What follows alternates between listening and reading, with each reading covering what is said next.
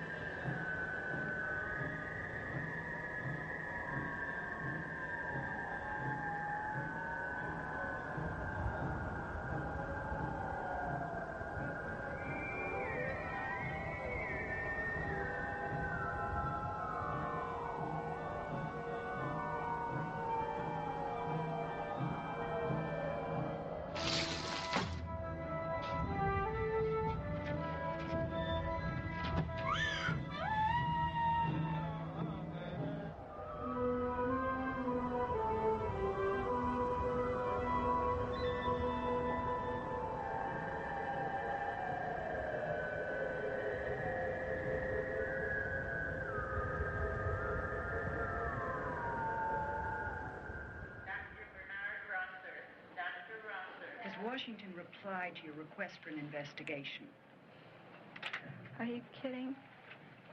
Remember after Kent State, our Attorney General John Mitchell said that there was no need to explore the causes of the killings because he knew in advance the causes couldn't possibly be the National Guard or the police. But didn't an FBI report subsequently prove that there were no shots fired by the students and that there was grave culpability on the part of the Guard? They sure did. But as usual, Washington did nothing about it. Does this mean, then, that it's the end of the school? Do you have to close it down now? Maybe. Maybe not.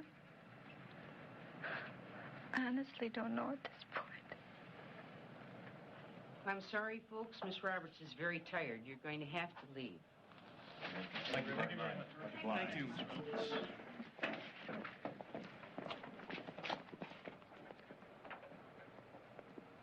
My publisher still thinks that it's vital that a book be done about your school and how the massacre happened there.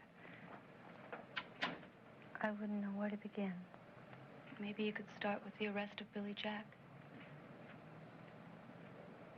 Wasn't it what happened at the trial that made you so determined to make the school succeed? Yes. That was, what, 4.5 years ago. Wasn't Billy Jack's main belief that a man who doesn't go his own way is nothing?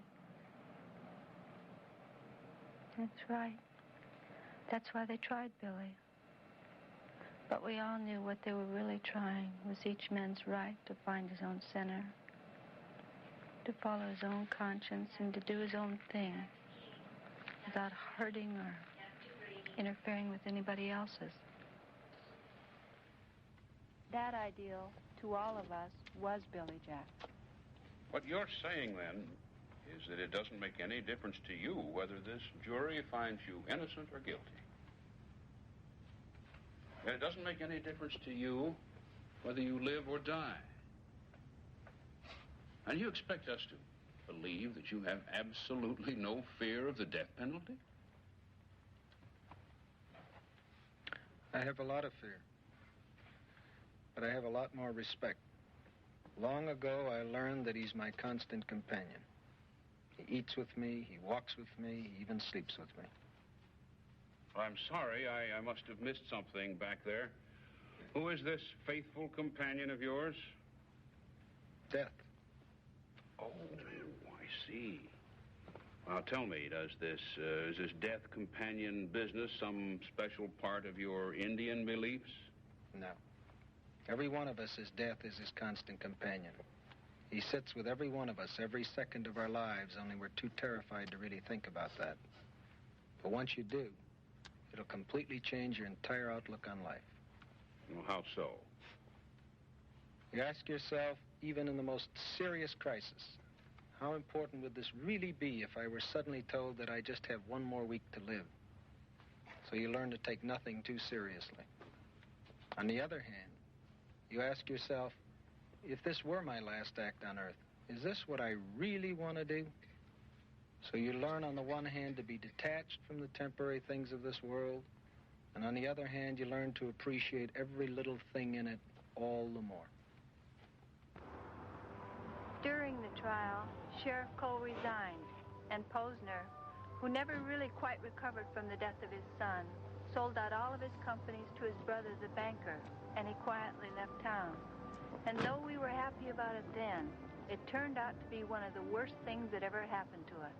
The prosecution, for its part, savagely attacked our characters and tried to make it look like I wasn't even raped. So Miss Garrison lies, and you swear to it. Objection. Sustained. Now, Miss Roberts, isn't it true that you were never raped? Isn't it true that you made up this story in a desperate attempt to try and justify the violent and insane killing by the man you love? Objection. Order. I feel terribly sorry for your children, Mr. Williams. You feel sorry for my children? Yes, and you too. You know me. And you know I don't lie. It must be terribly degrading for you to pretend in front of all of these people that I do just to earn your money. Yes, I was proud to go through West Point. I was taught there a code of honor and manliness that, though it went overboard at times, I basically liked.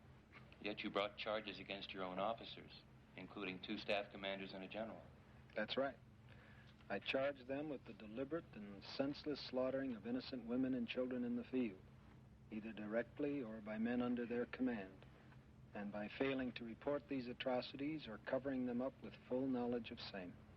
And after you preferred these charges, the Army suddenly made up charges against you of cowardice in the field. And they offered to drop these charges against you if you would drop them against the officers. That's correct. And did you refuse to drop the charges? I did refuse. Would you please tell us in your own words exactly what led up to your refusing to obey this order in the field? Was it before or after my lie? It was about 7 months before my life. We were out on a search and destroy mission on a small South Vietnamese hamlet. And just like at My Lai, there had been plenty of advanced warning, so when we got there, there was no resistance. No military in sight. Not a shot was fired. All the village was filled with was women, children, and old men. They were frightened and very eager to please, so we quickly herded them up into a ditch. And we sat around waiting for several hours for some word from headquarters as to what we would do with them. People in the meantime kept in the ditch in the boiling sun and were not allowed to relieve themselves or go for any water. Get them in the ditch! Way down to the end. Get them out.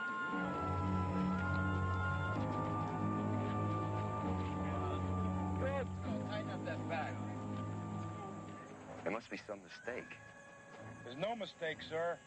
The order was perfectly clear. Get me headquarters on the phone again. Give me that phone. I want to hear it myself. If you fellas refuse, all hell can break loose. You know that.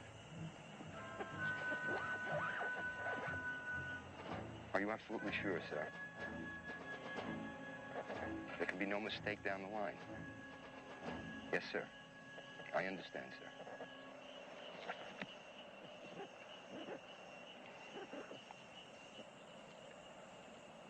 Waste them. You mean the civilians? That's the order. Clear as hell. Direct from Saigon. We're to waste them. All right, all you men on your feet!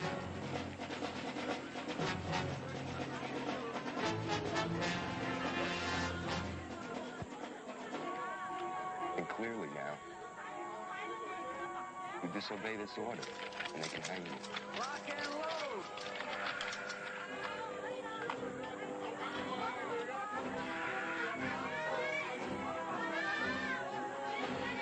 Almighty. What's happening to us?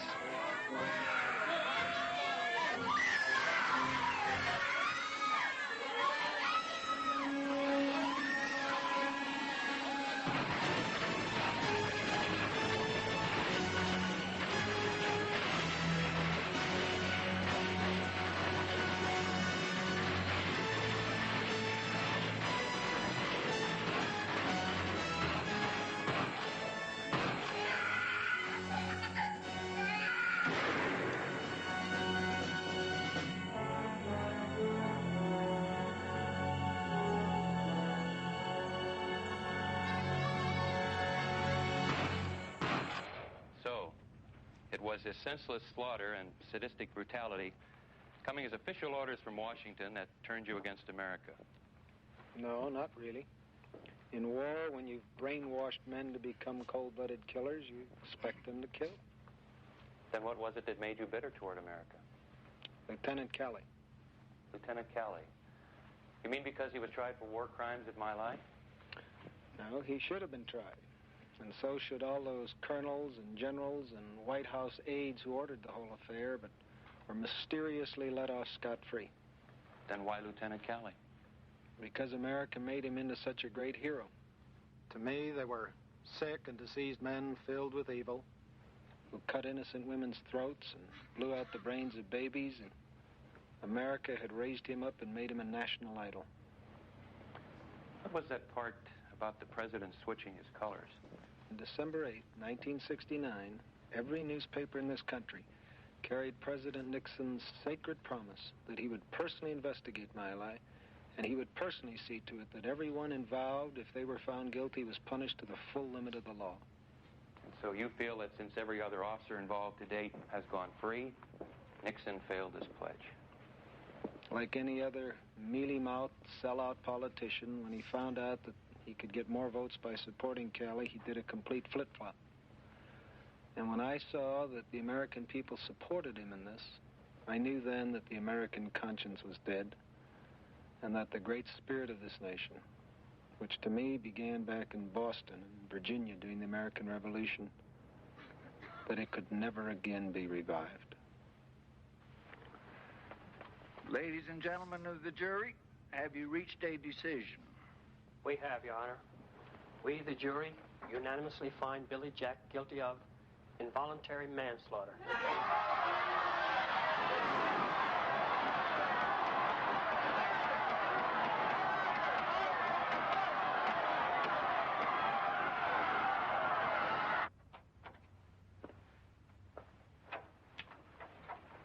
Well, that's that. I think you'll find that the end of your little school out there, Doc. Well, it's not my school, but I'll take a bet on it. Billy Jack wasn't the center of power of that school. Who then? Jean? To prove something for Billy, she's going to make that place grow and grow. It's going to take off like a brush fire. That quiet little girl? That quiet little girl, my butt. That's like saying a rattlesnake's got a quiet little bite. For all our sakes, I hope you're wrong. Respecting your good intentions, Doc, when people have such widely different attitudes, there's no way they're going to live together without generating violence. We've all had too much of that already. So, though the trial of Billy Jack as a person was over, and he was sentenced from 5 to 15 years in the state penitentiary, the kids decided that Billy Jack was really kind of a symbol to live by, and that the trial of Billy Jack as that kind of an ideal had just begun. So they immediately set out to make the school bigger and better than ever before. That first year that Billy was in prison, they found an old abandoned military academy, which they renovated entirely by themselves, begging, borrowing, and scrounging everywhere they could for money or materials to make it go.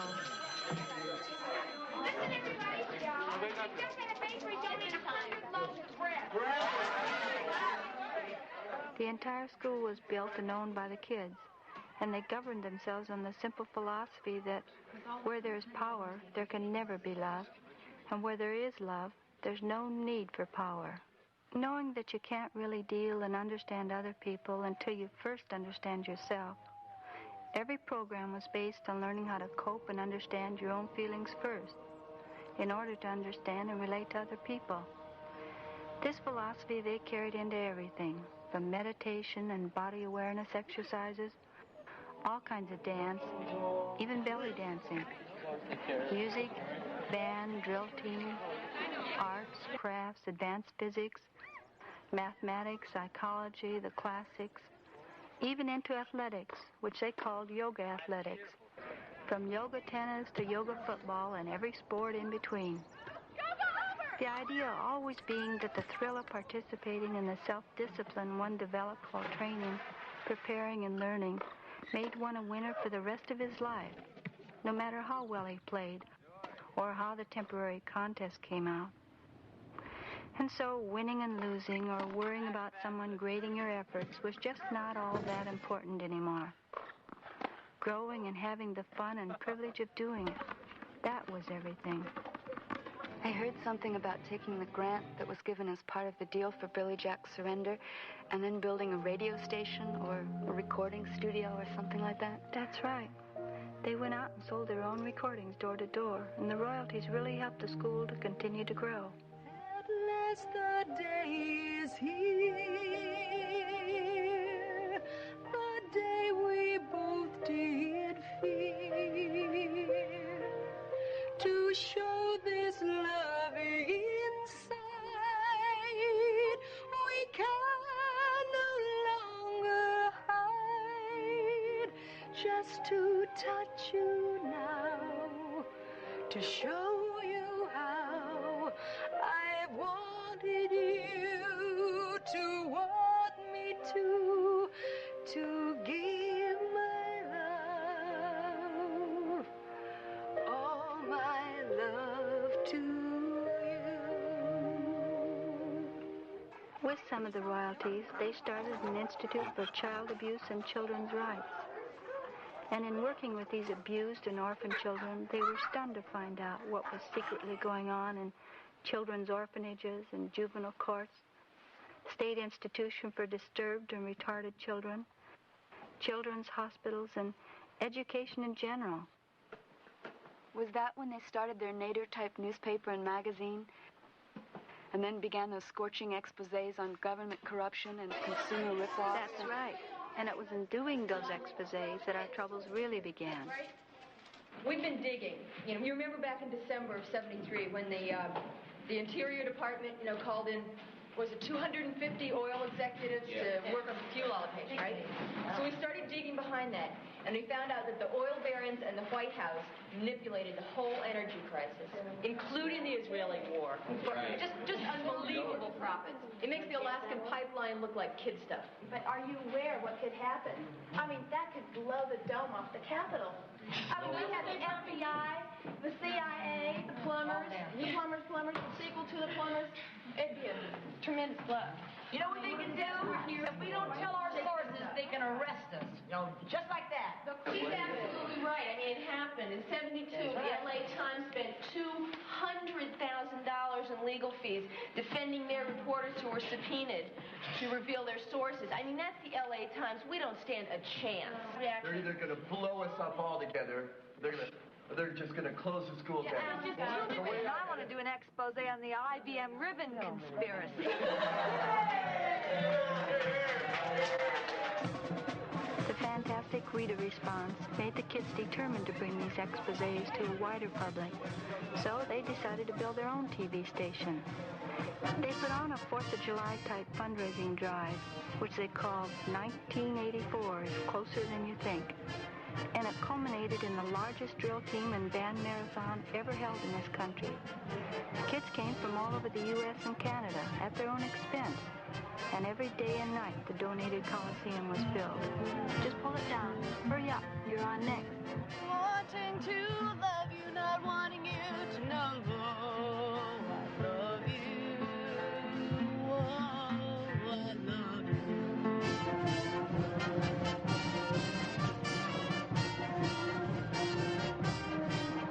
Was that before or after Billy got out of prison?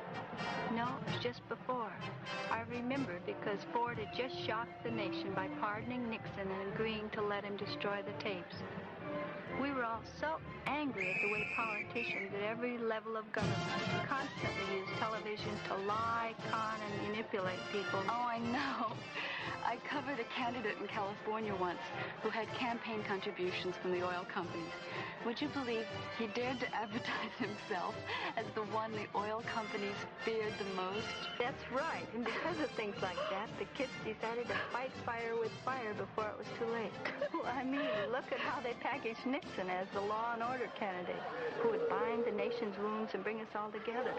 Well, we all bought it. That's right. So the kids decided to use television to fight television before it was too late.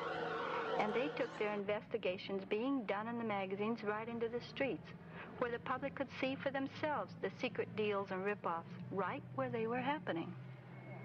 So in other words, Miss Childs, you missed one payment while you were in the hospital. No, I missed 3 payments. I was behind before I went into the hospital. Okay, so you missed 3 payments, and then they repossessed your furniture. If you went to make up the payments, you had found that they destroyed your furniture and repossessed it.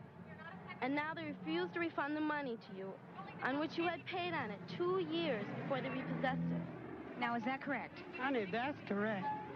23 years in this town doing a hell of a job, just following orders, and because of one crazy nigger, I'm dead.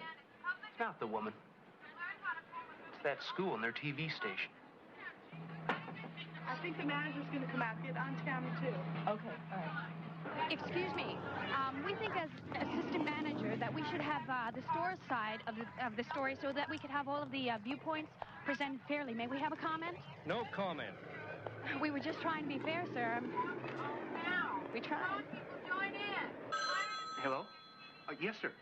Just a minute, please. Telephone, Mr. Bromner. It's the home office.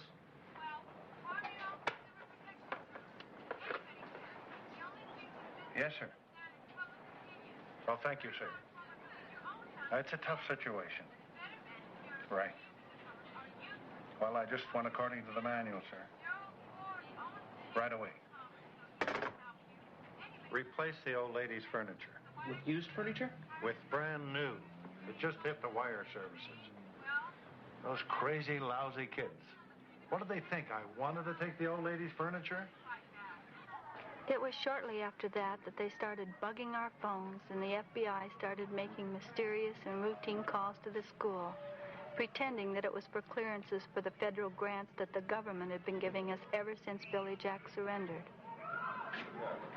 I guess it was at that point that I really should have realized and made the kids stop. Did you have any proof that your phones were being bugged?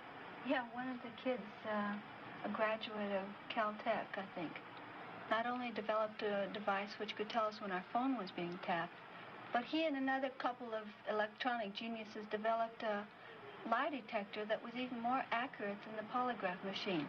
I don't get it. How does it work? Well, just by a person's voice alone, off the telephone or off the television, it's even more accurate than the normal lie detector. I don't believe it. Well, watch the thing and watch the needle. And so it is your contention, then, Governor, that the threat of exposure by the Freedom School television station will in no way find any wrongdoing or kickback of this federal money ever touching the state capitol? As God is my judge, Mr. Mudd, if there are a stack of Bibles on this table before me, I swear to you that I have absolutely no knowledge of any kind of corruption by any member of my staff. Not one. Oh, wow. Good Lord, that guy's lying through his teeth. Well, if you think of what this machine would do to the advertising industry, it'd just blow it apart. Think of what we could have saved on the Watergate hearing. Yeah. I've got an idea. Why don't we get the tapes of the Watergate hearings and run him off on this thing and finally find out the truth?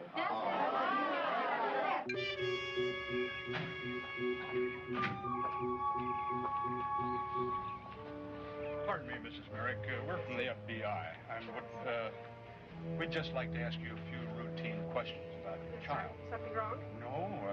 Does she go to the Freedom School up here? Yes, sir. Do you know about the TV station that they operate? Yes, sir. Does she have anything to do with that? No, she doesn't. Now, during all this time Billy was in prison, did you visit him regularly? No. Billy's humiliation at being caged up like an animal was so great that he wouldn't let any of us visit him, ever. For all 4 years? Didn't you miss him? Terribly. But he wrote to me every day, and that helped keep me going. Except every time the mail came, I held my breath, hoping he hadn't given them an excuse to extend his sentence or even kill him. Have the doctors told you if you'll be able to walk normally again? Of course she'll be able to walk normally again. So you really didn't think they'd let Billy out of prison alive?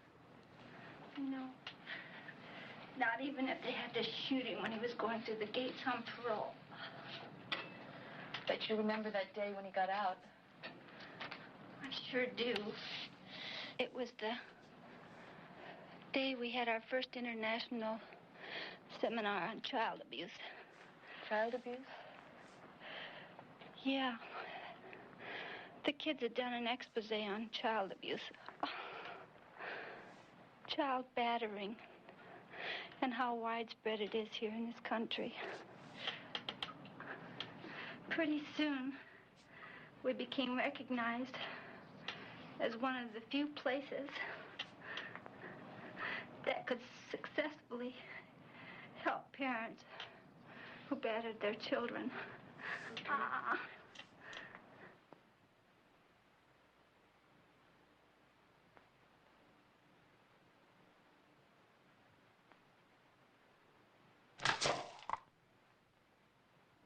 This is our one-to-one type therapy. Almost all of it's done by lay therapists. Our kid's here at the school.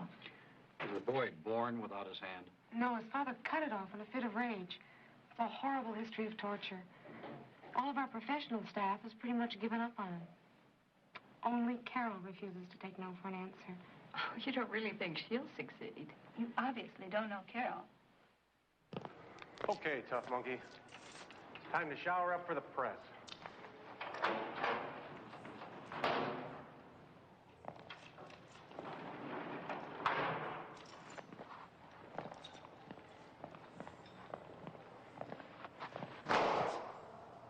Go ahead. You're just a couple of hours away from freedom. Go ahead, give me one of those fancy kicks. Now, Indian Buck, move out.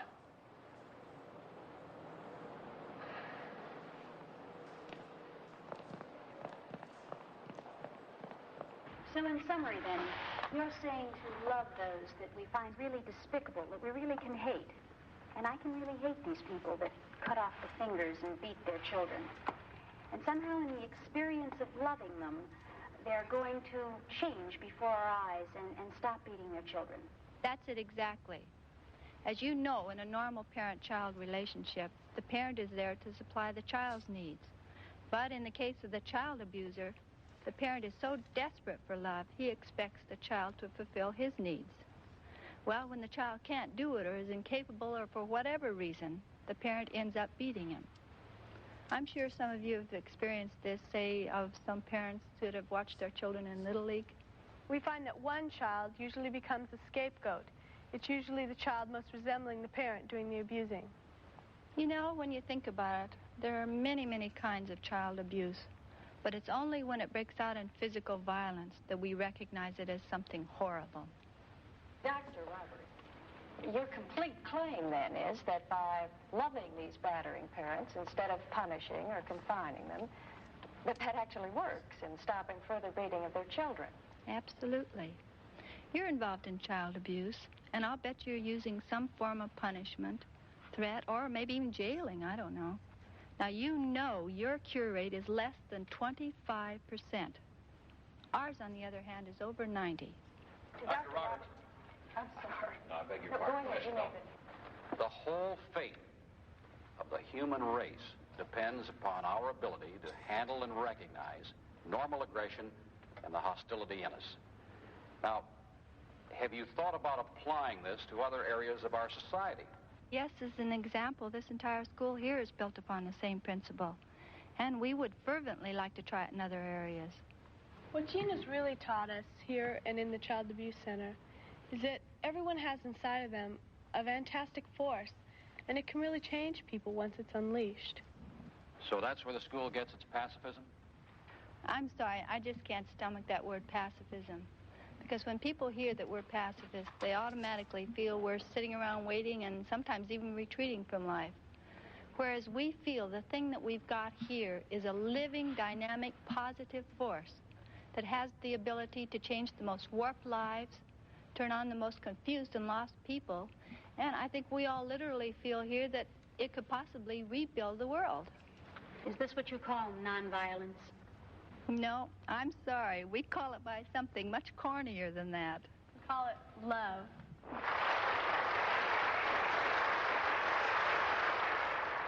Can any of us go along? No.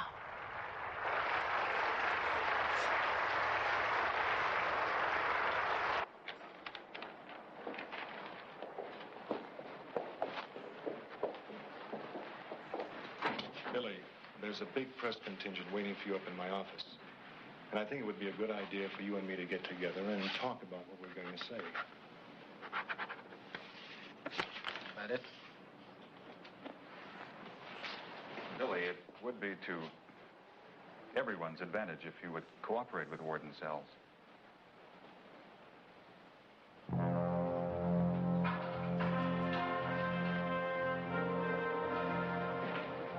He's a hardhead. He'll be back. No way. They've already got him locked. You mean they'll kill him?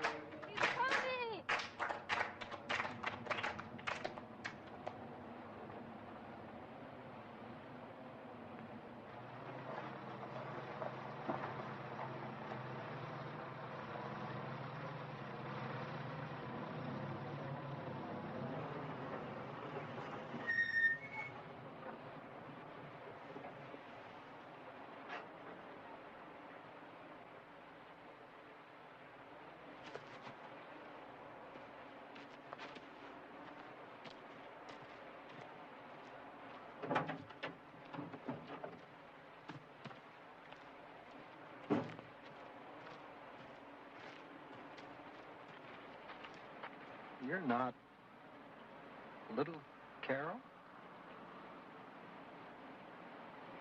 And Sunshine?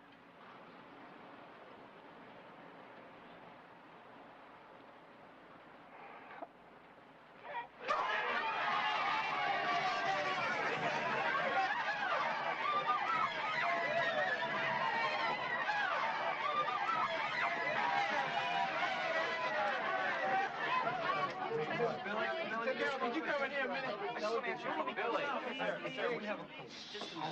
Billy Carroll wrote a tune especially for you when you went away. And I think we should hear it about right now.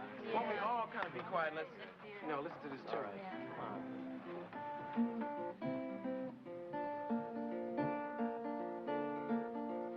Shed a tear, running dear, don't turn back, Billy Jack.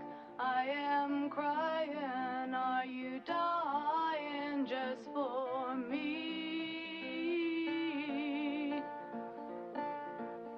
Whenever trouble came about, I could feel you coming out. You were there, I could feel you in the air. When anyone had a happy moment to share, you were there. When anyone had a burden they couldn't bear, you were there to share the load. Shed a tear, running dear, don't turn back, Billy Jack. I am crying, are you dying just for me? When they took you from the church, I couldn't bear to watch a town stare. You aren't an animal, you're a man. It wasn't fair, it just wasn't fair. And they tried you for murder. They said you were guilty, it just wasn't fair. Wanted to tell them they were unjust. I didn't dare, I could only stare. What will happen to you now? You've got to live, but I don't know how. I am crying, are you dying just for me?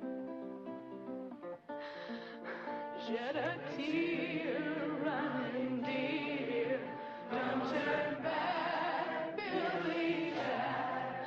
I am crying, are you dying just for me?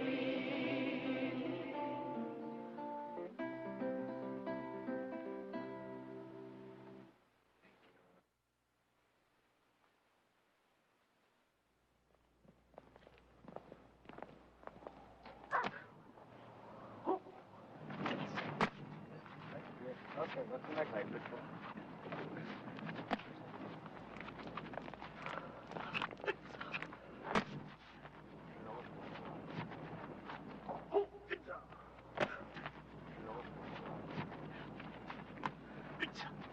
Nope, I missed.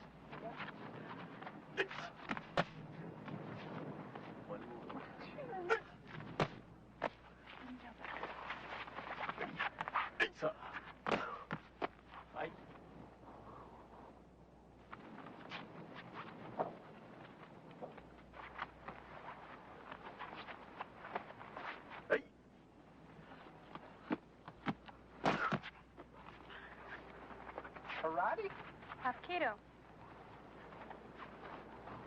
I know that, but what are you doing it? What do you mean by that? It's just funny. I'm sorry. Such a timid, squeaky, clean little mouse.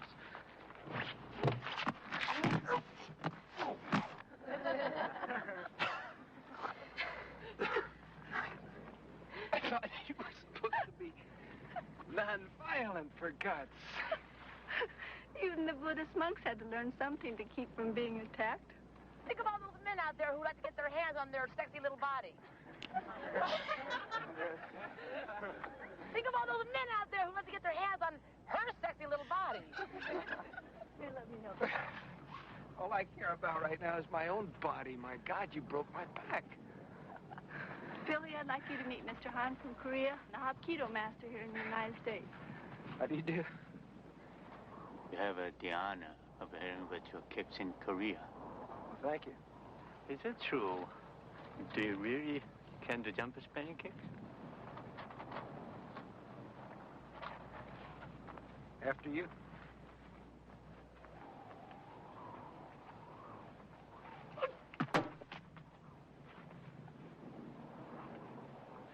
Be my guest?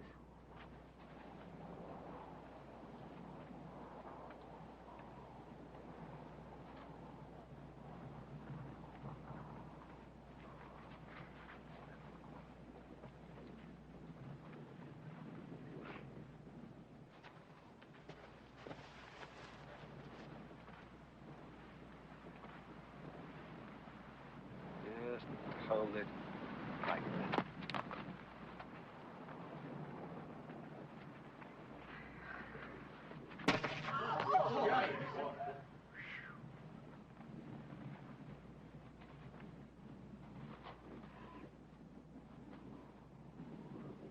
I haven't seen one of those in a long time. Would you like to try it?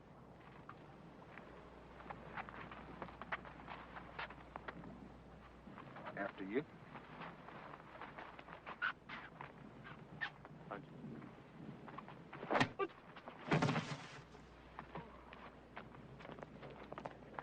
Like it?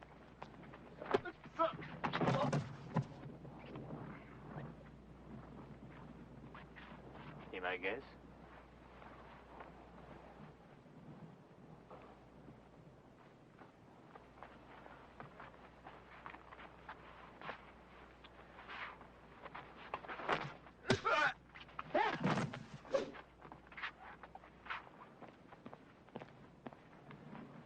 You and I and my master are the only ones I know who can do that. Thank you very much. Running Deer and his two sons have been lost for almost a week in that snowstorm up in the Taos Mountains.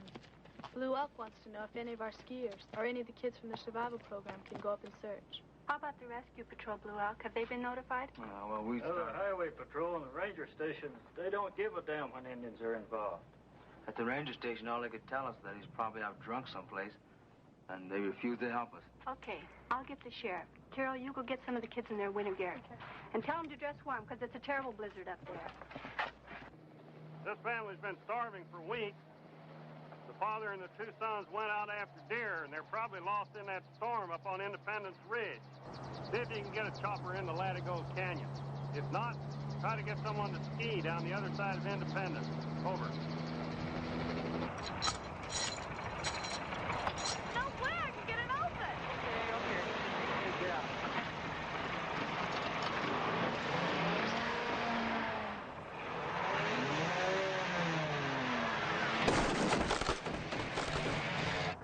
Ground control, over. This is ground control, over. We're moving down the South Range and trying to get into some ground equipment, over. Ground rescue's underway. Team 3, is there any way you can get around the storm? Try to come in east of the Taos Divide? This is Air Rescue 4, and we're over the Taos Divide right now. It's just as socked in up here. Looks like it's moving south. What about the ski patrol, over? They're all over the place, but the blizzard's so bad on the ground they can't even see. Stand by. This is Chopper 7. The only way you will get down there is to lift them up these ridges to let them ski in, over. They're being lifted now, over.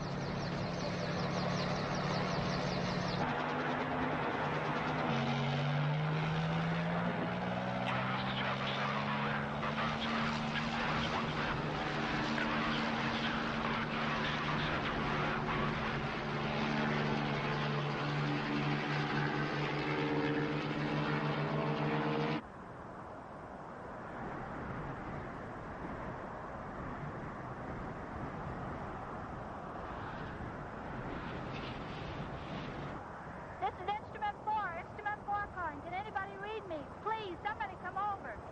Somebody, please. Damn it, come on in. Rescue 3, I've been getting a weak signal that keeps fading and cutting out, and it could be coming from the other side of these peaks. Let's go have a look, huh?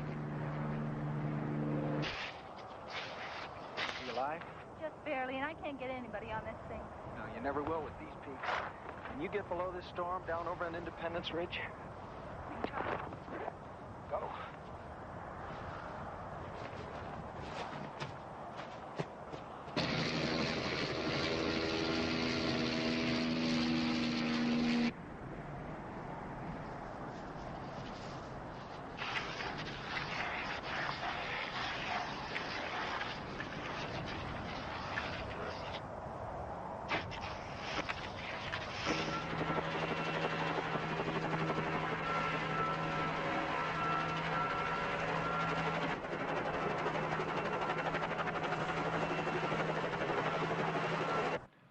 Let's take this one down to the morgue, huh? Sheriff, I'm really sorry. Mrs. Gallenberg. Mrs. Gallenberg.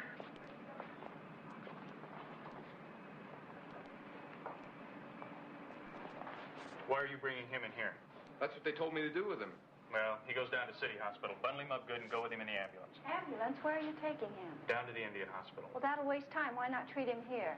I wouldn't do it if I thought it were dangerous. You mean you can't even keep an Indian here 1 or 2 days in an emergency? Look, I'm just an intern. I don't make the rules. Well, you're not going to move him. He could lose a hand or a foot. Well, tell me, what would you do if he were a white man and you could treat him? Well, I'd pack his extremities and start him on some vasodilator IVs. Show me. You could be arrested for making me do this. You know that. Dr. Holden. Now. Dr. Smith. Dr. Smith. What the hell is going on here? Vasodilator IVs for each one. Come on, doctor. I'll take the responsibility. Bring those packs over here and start applying them to their lower legs, and I'll take the hands. And raise them up. Come on, doctor, move! My client, Running Deer, wishes to have it entered into the record that it is his position that the Indian is a member of a sovereign nation and is not subject to the laws of this land and this state, and that therefore this court has no jurisdiction. So entered. Your Honor, insofar as the defendant is still hospitalized and, in addition, has suffered the severe personal hardship of the loss of his oldest son, the state petitions the court for leniency and pleads for a lesser sentence. Hey, don't rip your pants, Buster! In view of the voluntary pleading and the personal hardships encountered, the court reduces the mandatory sentence for trespassing and illegal hunting of deer from 1 year minus a day in jail to 10 days in the county jail.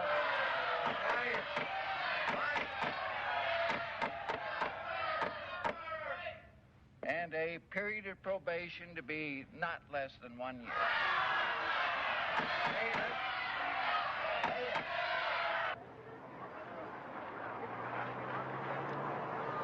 Oh, Lord.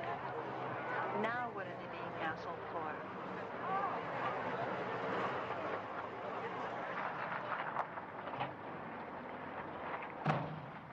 All right, Ken, tell headquarters that we don't need any more help. I demand to know what's going on here. Look, lady, mind your own business. Get back in your car.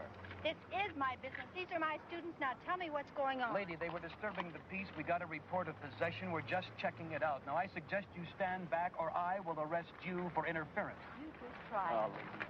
Hey, they can't search you unless they've got a warrant. All right, Puck, move it out. I got every right to stand here. I'm a citizen.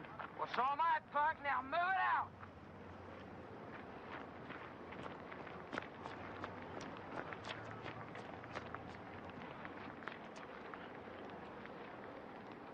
They have no right to search you without a warrant. Tell them so out loud, and they'll be in contempt of court.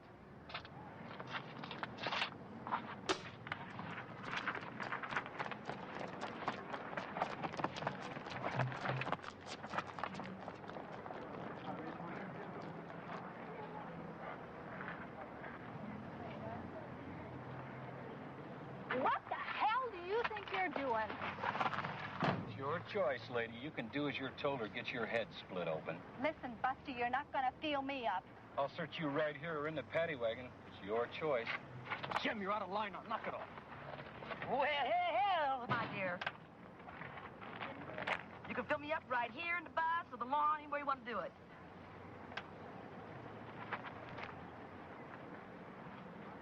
Well, can't win them all.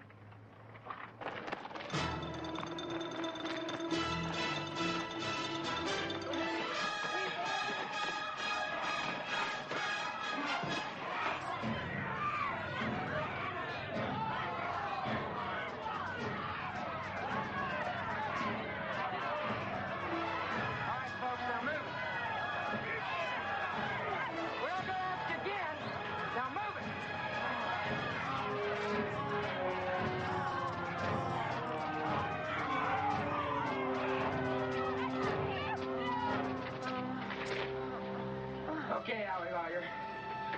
You can go now. Unless you got something else to say. Hey, we got a tough monkey here. Feels you don't have to move off like the others. Okay, mister. You were ordered to disperse. And that means now.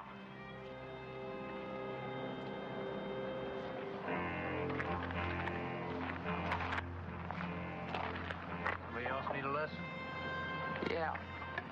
Our tough monkey here. Say it that.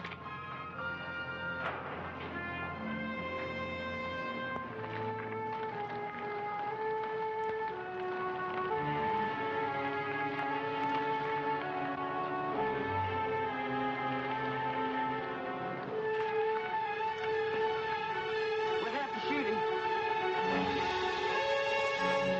Too big a mess.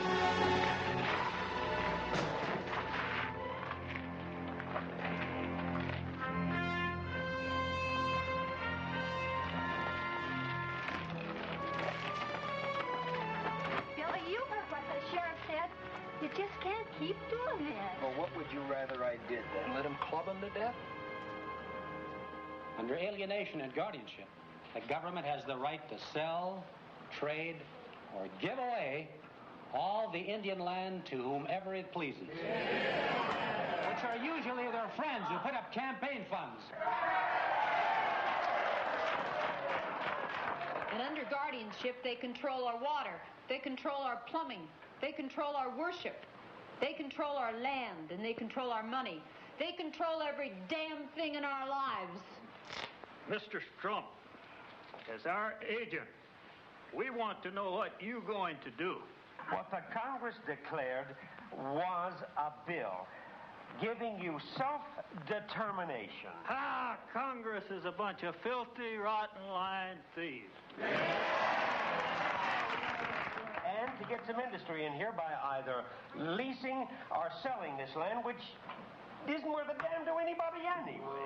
If it isn't worth a damn, why the hell are all these oil companies and mining interests so eager to get their hands on it? We'd like to know, Agent Strump. Yellowhawk, give us those statistics which show how many jobs will be provided for here on the reservation by these people. That's not Yellowhawk. That's little Uncle Tommy Hawk. He's what crazy horrors call the loaf around the fort.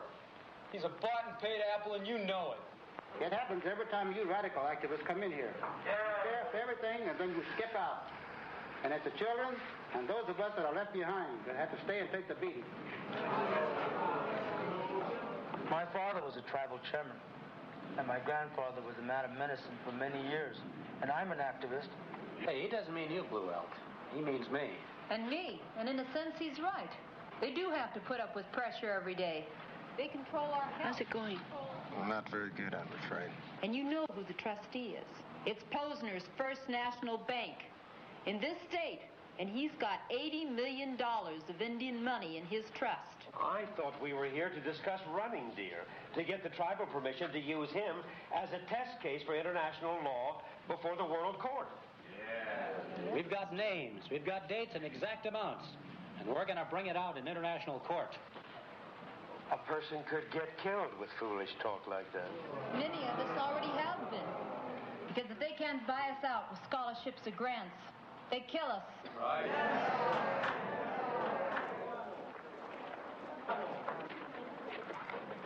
Well, what happened? They voted it down. And that damned Yellow Hawk will probably get a personal invitation to the White House for that. I don't understand. How in the world did they keep him in line so? They caught him embezzling funds, and the White House promised to hush it up if he'd cooperate. You know, the same old story. Why don't you guys take Running Deer's case to world court just by yourself? I mean, you don't have to bother with all these committee and tribal decision things. Well, that just divides us by having Indian fighting Indian. You know, divide and conquer. That's the way that they've always beaten us. Now, that's your whole problem right there. What? You got all chiefs and no Indians. God, that is so bad. I can't even believe it. That is really poor. That is really bad. If it's illegal for an Indian to go out and hunt deer, how come it's all of a sudden legal for you and your bunch? Because it's deer hunting season, and we've all got our licenses. That's why. Not on Indian land, it isn't. Not for you anyway. It's still illegal. Carl, this is no longer Indian reservation land. That's all been terminated. Oh, the Indians won't accept that. Besides, this land's sacred to them. There'll be trouble. We do this every year, Carl. You know that. Yeah, but you don't lock up a starving Indian every year. Tempers are still pretty hot over that one. Carl, on this bus, we've got corporation presidents, Pentagon officials, Washington politicians, and even the lieutenant governor. You big ignorant pig. Who are you calling a pig? I'm calling you a pig. With all of those big wheels back there, do you expect me to go say, sorry, we gotta all go home?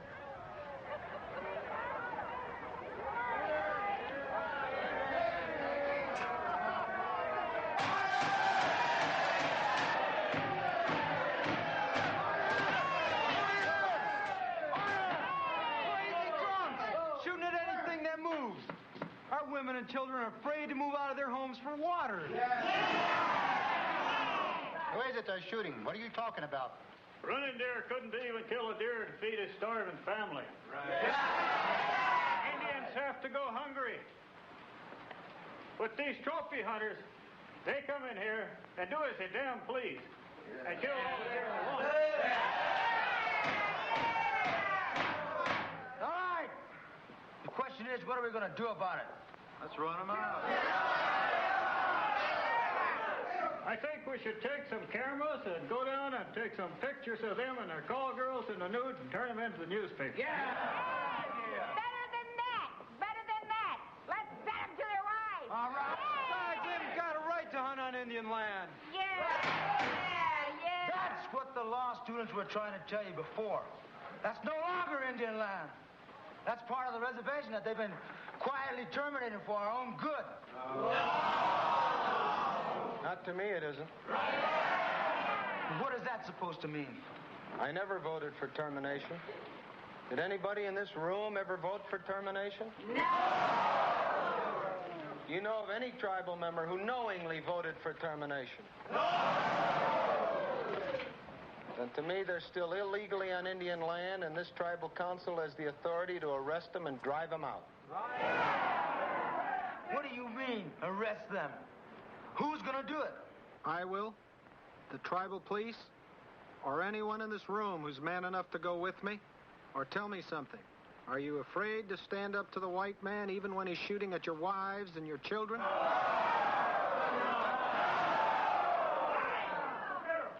Me and my rifle could be any place you say within half an hour. All right.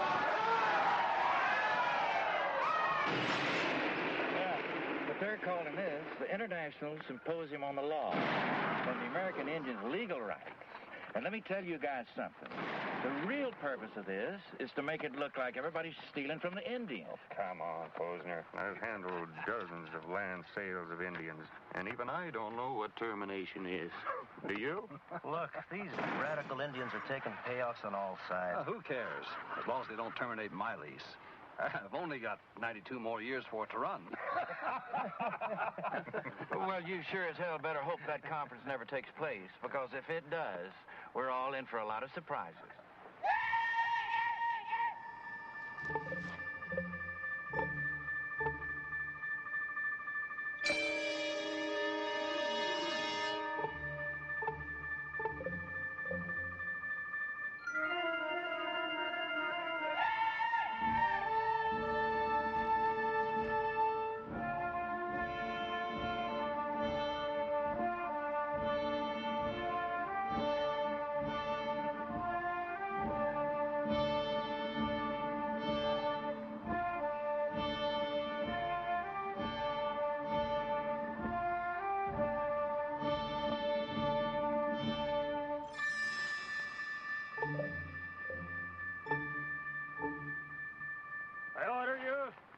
your guns.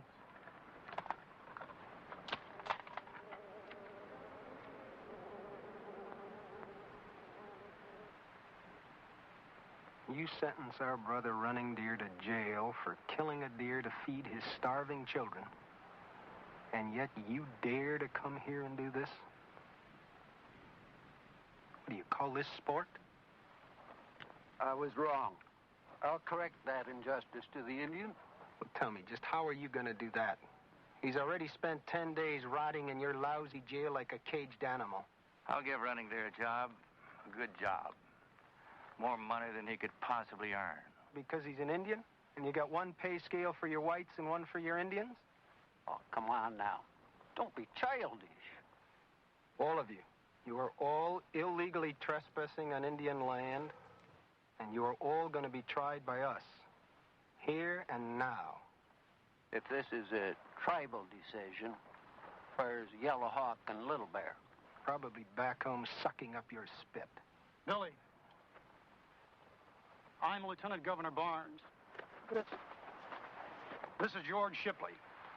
He's the president of Stonehurst Mining Company. This isn't Indian land. After it was terminated, we purchased a leasehold on it. My company holds the rights to it, and these men are here as my guests. How many days after the president signed that termination bill did your company get your leasehold? Oh, I can't remember. I don't see that has any bearing. How many days? The day after termination was signed. And how much money did you just happen to contribute to the secret campaign fund? $125,000.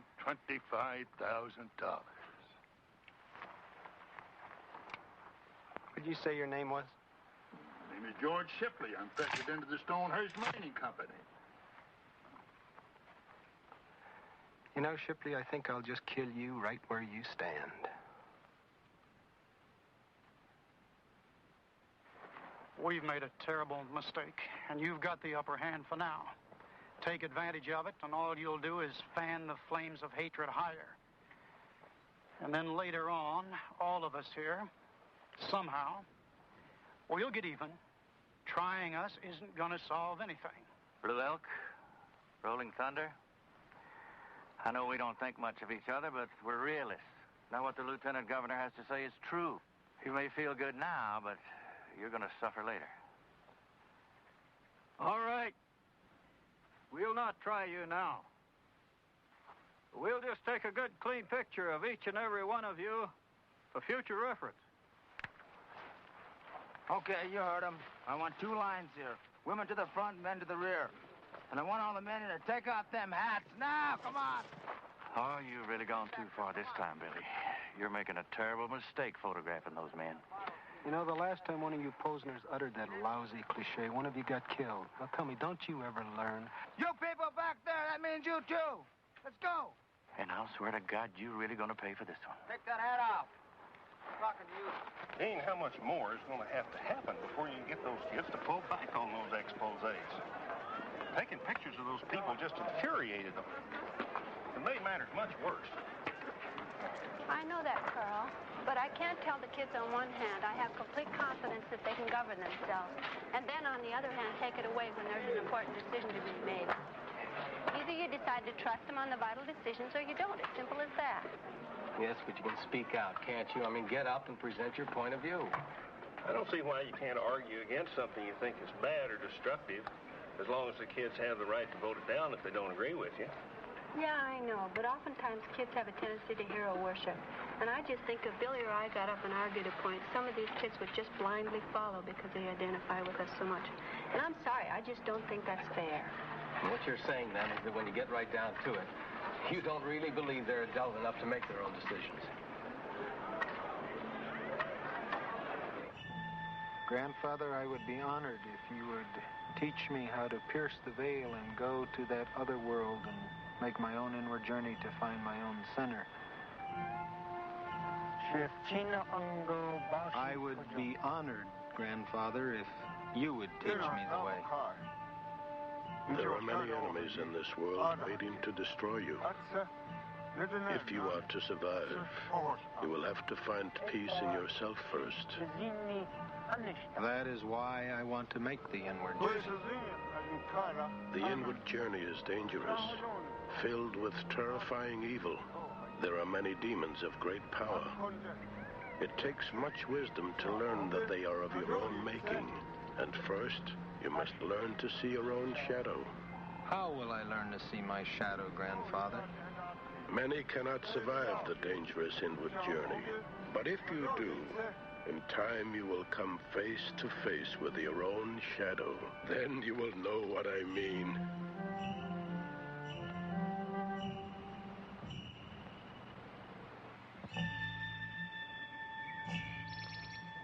I think I see it, Grandfather. Yes, I see it clearly now. What color is it?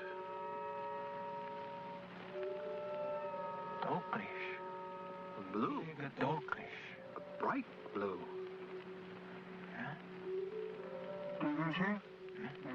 That is a spirit looking to see if you are worthy. It takes many forms. Where did it go?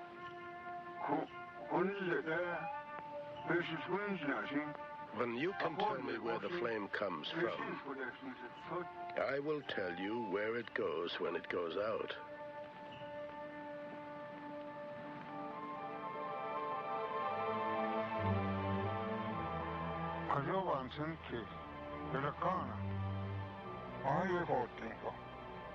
Grandfather, where will I look for my shadow demon? We think the spirits live out there, but they and the shadow demon live inside you. He is all the evil in you that others can see in you, but you cannot. Why is that? We all put forth an image that we want other people to think we are, and that we'd like to think we are. But we all have the secret evil side that is painful to discover, though others can see it in us very easily. How can I come to know my evil side then, Grandfather? By the things in others that make you angry. Whenever you get upset at someone or something, it's because that quality that you're upset about really exists in you. It is always easier to see the evil in someone else, and by trying to change him, think you are getting rid of your own evil, your own shadow. It takes superhuman courage to see that this fault really exists in you, that what you're really hating and trying to change is a quality of yourself. Like the rugged man who hates long-haired youth. Underneath, he is secretly afraid of his own femininity. Grandfather, may I now descend to the cave of the dead? No, you are not yet ready. First, you must seek your own vision. When your heart is open, your vision will come. And only after you've received your vision will you have some chance to survive in the cave of the dead.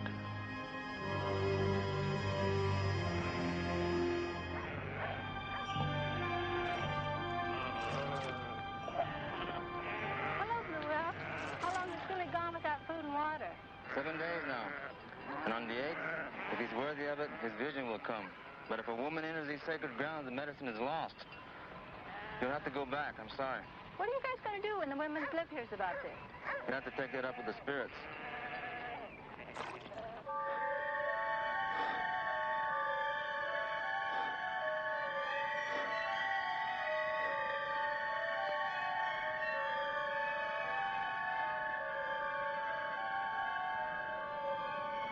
Come, Billy Jack. Come, for I am going to show you the true nature of the white man through all of history. Come and look with me over this river of time. Look out. There's St. Augustine, preaching the Christian creed of love to the Druid Britons, with the tips of their lances dripping with blood. Oh, and there's King Richard the Lionhearted, slaughtering the heathen until they convert to Christianity. Here you see the lie of that old romanticism you were taught about the Crusades as a boy. See how they butcher everyone in this village of Jews in the name of God and love. And remember that great, brave Indian fighter, Kit Carson? Well, he had rounded up over 400 Navajo women, children, and babies into this cave, and his men bravely and methodically shot them to death. What the white man calls the spread of civilization, his Christianity and so-called democracy have a secret shadow, greed and power. Look well into your own heart, my brother. See how much of your violence comes from the same lust for power over other people. We've got names, we've got dates and exact amounts. We're going to bring it out in international court. A person could get killed with foolish talk like this. A person could get killed with foolish talk like this.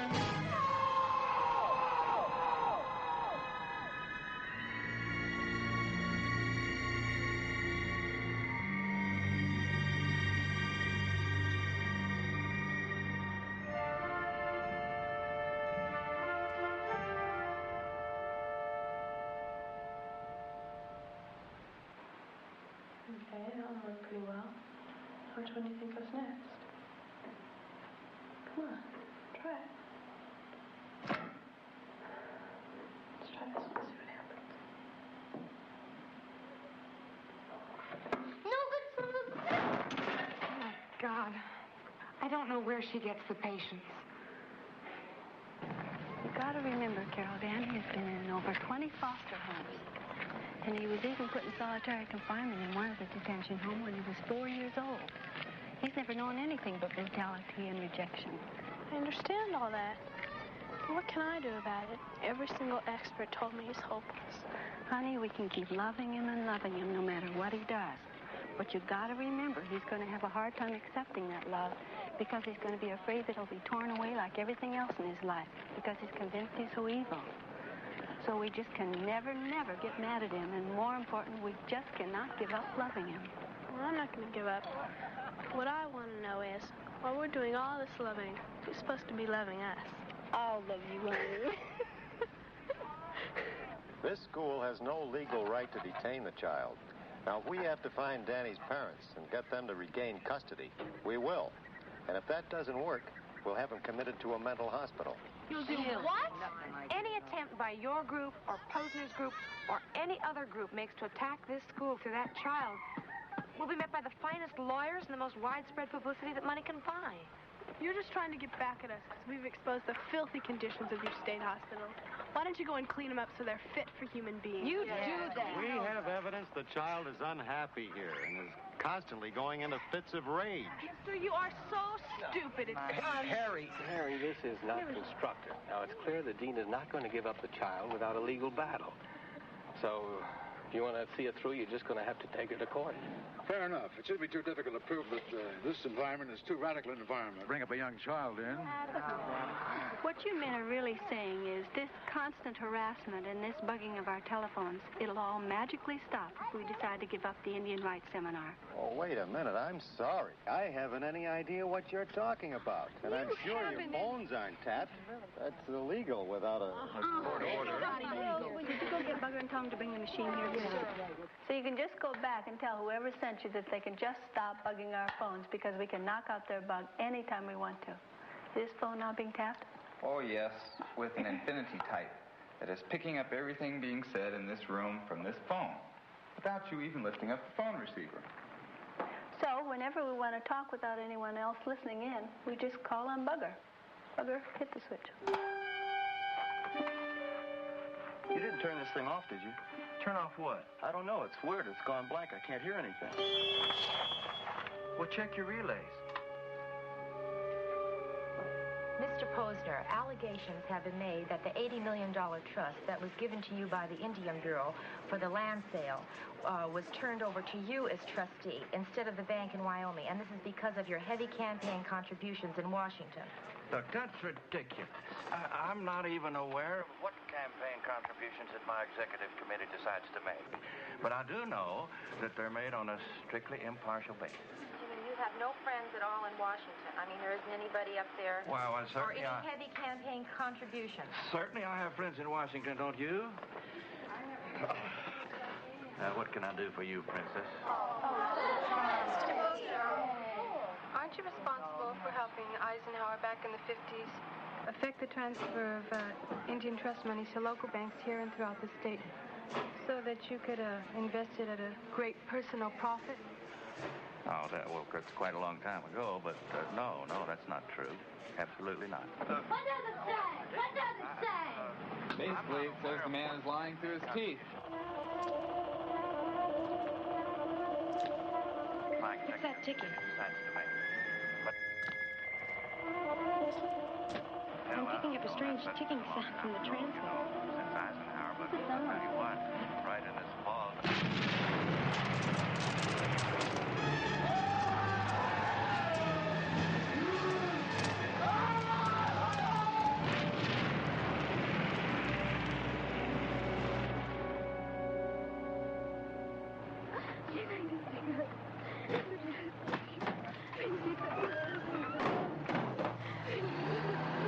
Putting the town under martial law. The town? Why the hell isn't he out here protecting the school? Something about fearing the kids coming in and retaliating. Oh, bull. That Jack has to do anything for publicity. Well, as long as the laws work one way for the rich and one way for the rest of us, it looks like there's only one thing left for us to do. Go in at nighttime and bomb the hell out of The police won't help us. We know that. And we also know that our nonviolence just gets us stomped on. The only thing those racist pigs will ever understand is terror. Wait a minute, Jocelyn. Why don't you quit using race as an excuse for your own neurosis? I don't think all these marches and protests and demonstrations accomplish anything. Oh, yeah. Look at Wounded Knee. Well, look at Wounded Knee. What was accomplished? Plenty. Frightened middle-class people who see things changing so fast around them, just when they're becoming humane and beginning to see that there is an injustice, they see violent demonstrations and flee like hell right back to where the politicians want them.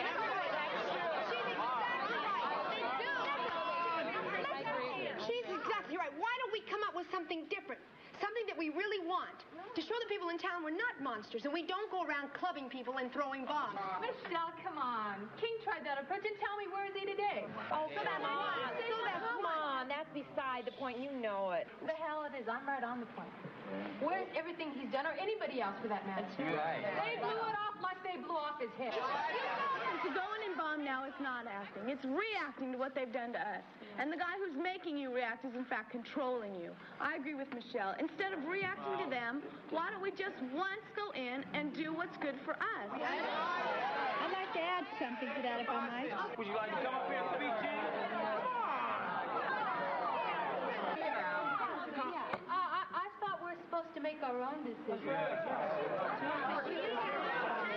Come on, all this ruckus isn't getting you anywhere. But doesn't she have a say-so just like you do, and she and she and she? Yeah, say so. But you know she's going to get up and make a speech that everybody in this room is going to follow blindly.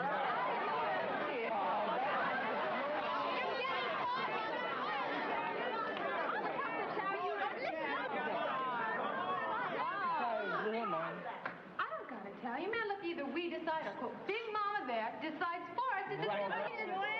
Joanne, Big Mama doesn't want to tell you what to do. She just had some thoughts she'd like to give you. It's a crisis right now, and you're trying to tell us what to do? That violates everything that you've taught us to believe. Right. Come on.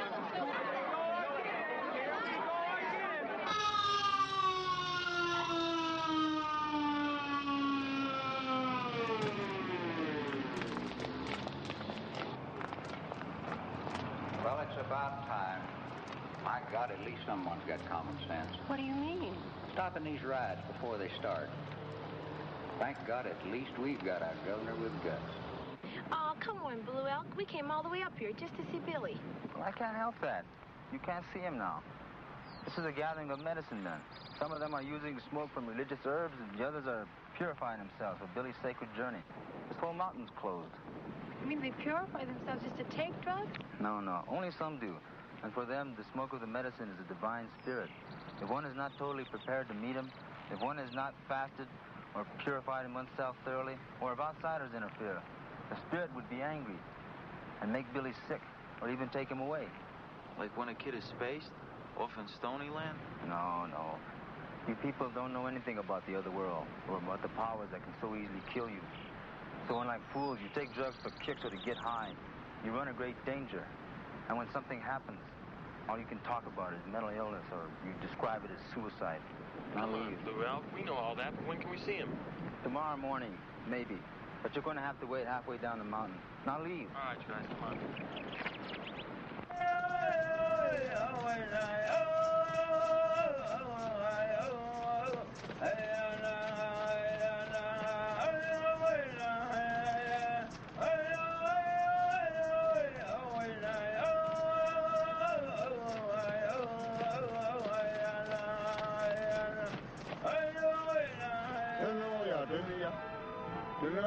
You are going to descend to the cave of the dead, where our people were massacred. Be very careful, because there are many spirits there who would like to take you with them, and others who do not want to pass on to the next world. So they would like to enter and possess your body. The souls of these dead reek for vengeance, and they will know your heart. If it is that of a white man, you will not survive. I am ready, grandfather. There will be demons also. If you show any fear, they will tear you to pieces, and the ghosts will possess your soul. If you show you are not afraid, no matter what they do, the demons will stop terrifying you and become your friends. Are you afraid? You once taught me that courage is not the absence of fear, grandfather, but the conquest of it. I am ready. Beware, most of all, the red-eyed demon. By his screams you will know him. He is the most powerful of all the demons, and because he will do much good if you survive, he will kill you on the spot if you show any fear. Good luck.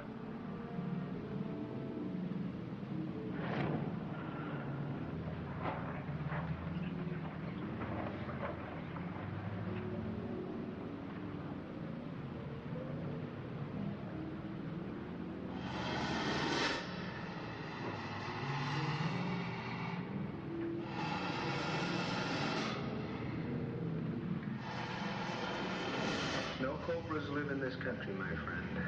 I know who you are, and I'm afraid I'm going to have to ask you to leave. I've got to go down the tunnel.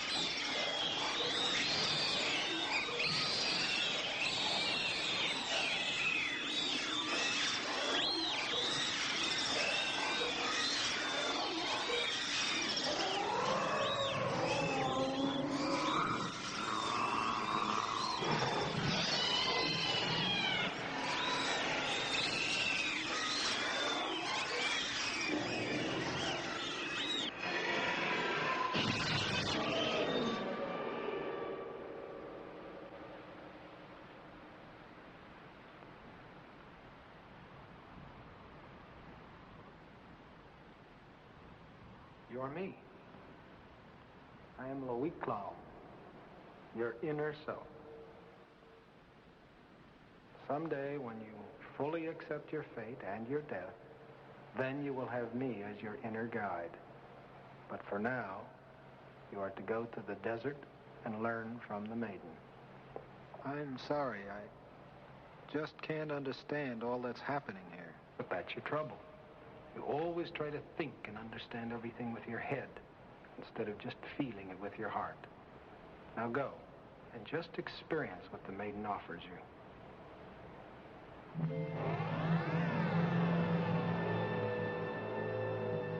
Billy Jack, over here. Now, who are you? And where are we? I am here to show you the way to the house of the Great One. But first, you must prove yourself generous of heart. All right. I'm ready. Go and slap him in the face, and no matter what he does, do not strike back. And no matter what he does, I'm not to hit him back. That's right. Why, that's gonna pay off. Look at that. You're gonna pay off. Run! Get going. Run now. Go. Now, wait a minute. Huh? I got the bit. I got the bit. No way. Hands up. Come on. Go. Get the going there, boy. Go.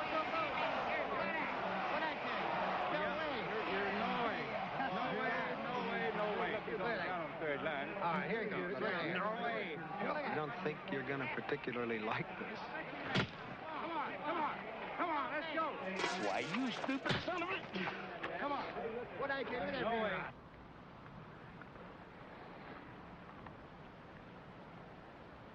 That man was on the lowest level and reacts only with animal instinct.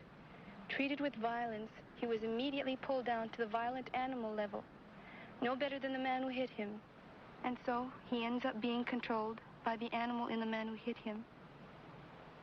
Hit another. War of honor is something that went out in the Middle Ages. War today is nothing but economic gain for a few individuals in this country who control the top companies in this country. These companies go all the way to soft drink manufacturers, all the way to prepackaged foods. Excuse me a moment. This is going to seem as stupid to you probably as it does to me, but...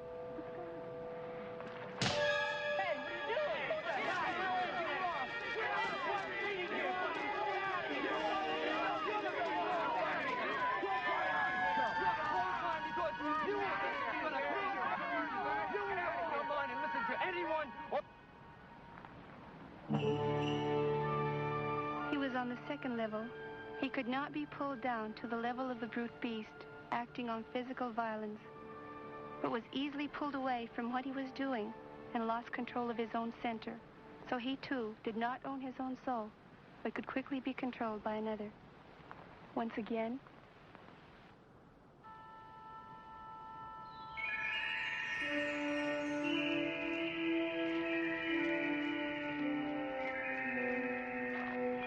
Forgive me, I have no idea why I'm doing this. I feel sorry for you. Only a child thinks that being a man is being tough and violent. Someday you may learn that being a man has to do with self-discipline over one's time and one's emotion, with a deep and compassionate understanding for other people's feelings.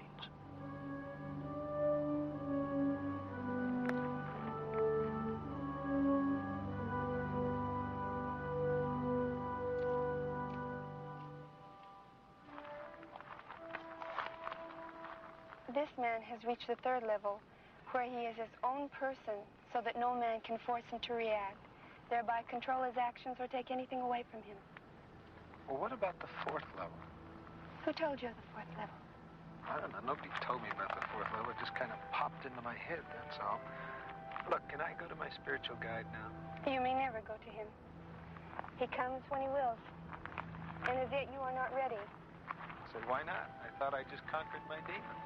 You just met him and learned that your own worst demon is yourself. Your task now is to come to thoroughly know your shadow and accept it. And by accepting your weaknesses and human frailties, when your shadow has become your friend, then your spiritual guide will come for you. And only then will you be ready.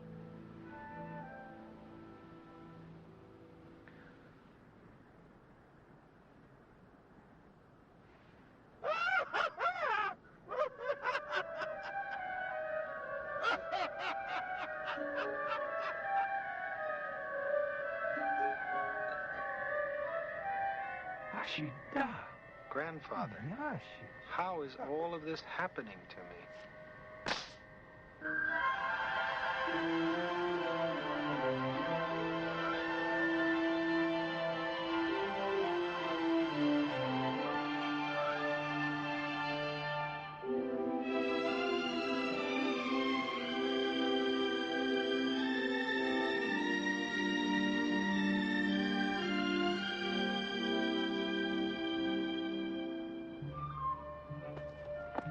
Try to get them to go way down the mountain, Billy, but they insisted on seeing you. Well, that's all right. We can talk on the way down. Look, we're worried because the kids at the school are just going to forget the whole thing and go off on one of their nonviolent love kicks again. And all that'll happen is we'll get bombed again and more of our kids will get killed. Yeah, look, Billy, there's a whole group of us, Billy. We'd like you to lead us in, you know, hit them with a counterattack. We could go in at night and bomb their TV station for a change, or kidnap somebody from the town. Get nothing to fight back. Look, being strong is one thing, but bombing is another. Why? 'Cause it's not open? No, because it's the act of a sick coward. Oh, come on. Well, what the hell are we supposed to do? Just roll over and play dead? Yeah, Billy, how much can we take? Look, if I were a kid in the barrio or the ghetto today, and I had to grow up seeing my parents every day out of work or else lucky to get a 2-hour bus ride into the city so they can make a few dollars cleaning up the white man's filth, and then return only to be insulted by the landlords, the teachers, and the police. Police? They're so damn corrupt. All right, I know they are, and I sure as hell would be tempted to go off and do things that would make the fanatic radicals look like kindergarten kids. Well, then come on, let's do it. Come on, There's Billy. nothing else we can do. Does that mean you're going to lead us in to bomb them back? Yeah, come on, no, Billy. not in a million years. Why not, Billy? Because that kind of violence never helps anybody or liberates anybody. It just gives some psychotic who's filled with a lot of self-hatred an excuse to kill a lot of innocent bystanders and maybe grab a lot of headlines by spouting some sophomoric slogans about class struggle. And the end result of the whole thing is it gives the law and order mentalities like Posner a chance to grab even more power. As far as what's going on back at the school, I think you kids are just gonna have to go back and decide all that for yourselves.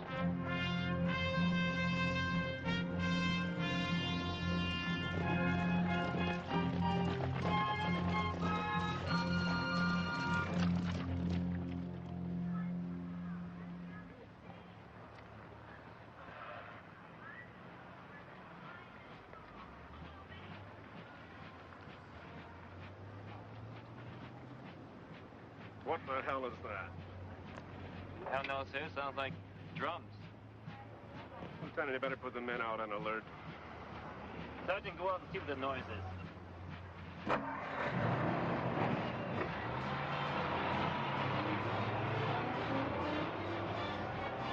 Hey, Colonel! Maybe your revolution's gonna come limping in here with a musket, pipe, and drum!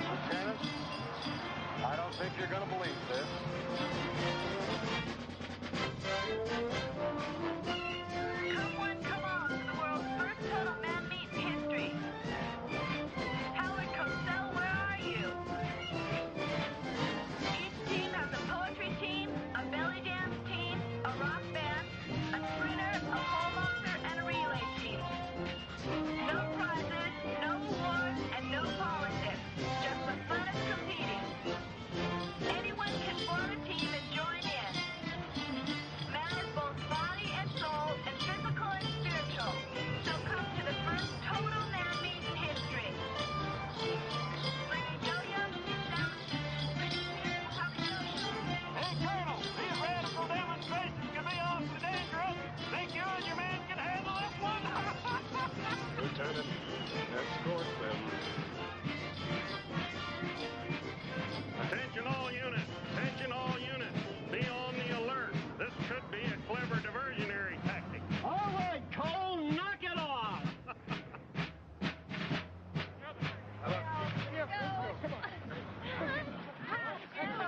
No use, okay, come on. The wheel's just getting deeper and deeper. Have you got the tow truck yet? Jerry, I've already called the tow truck, and they can't come out until morning. Come on. Send another bus. Oh, wait a minute. I think maybe there's help coming. Yeah, someone's on their way. Russell, that's not help.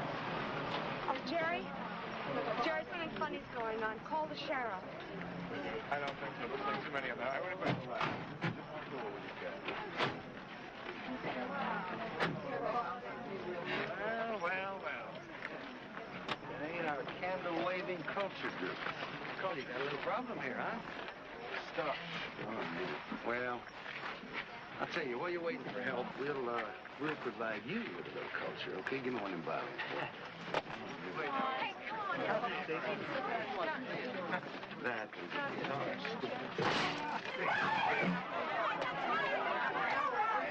They still can't find the sheriff. Billy's on his way. Tell him he's trying to escape police.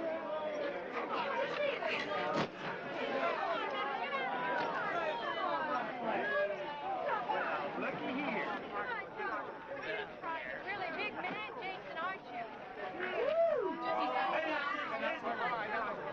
Fellas, well, we can't fight you, and we're not interested in getting hurt now. So just tell us what you want.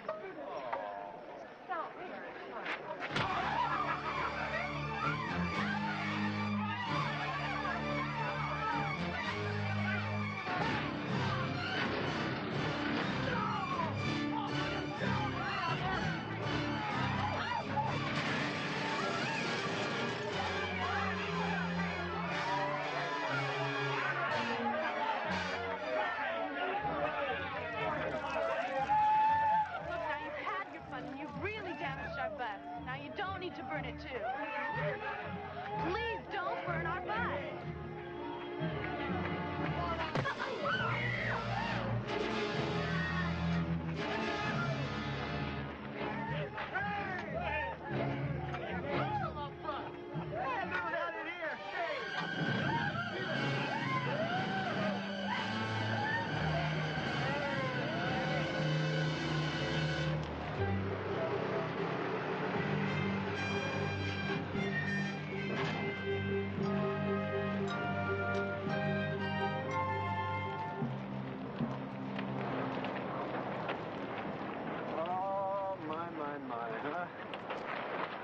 Out for a little fun and games? You just decide Saturday night, roll a bus over or two, huh? Well, something to do. Yeah. He's going to church, didn't he? Yeah. Oh, man. He's a big one, Jace. 6'9". 6'9". Really? How much do you weigh? About 265 pounds? No, 285. 285 pounds? Right. Jason, I didn't think you guys piled it that high down here in your part of the county, huh? But you know, the funny thing about being so big, Bill, is that a little girl like this luscious little belly dancer here, she could take you right off at the knees, just like that. What's she going to use, a buzzsaw? No, she wouldn't use a buzzsaw, just her knee. Her knee? She couldn't even get her knee up high enough. She didn't have to kick you in the family jewels. What she would do is right down there inside the thigh. I'm sure. And you know, not only that, but if she did it right, you would not only go down like a bomb, but she might even tear that muscle all the way down under the kneecap. You might even have to have surgery. Indian, you're full of karate crap. You know what? Well, I knew he was going to say that. I just knew you were going to say that. And I suppose that means that I will have to say to you, then I'll have to show you, right? My guest. And I suppose that's all right with you, isn't it, Jason? Good luck. You know, that's one thing about you. You've always had such a generous heart, Jason. You don't mind at all that I... Go right ahead. Take him on. Sure. Wonderful fella. Wonderful fella. Well, you can't say that I didn't warn you. Right? Right. And you can't say that I didn't warn you. You a valuable man? So-so? So-so? That's all you are? Well, in any event, you can't say that I didn't warn you. Right? Now, I suppose we're down to that time when there's really nothing left to do but show you, is there? Be my guest.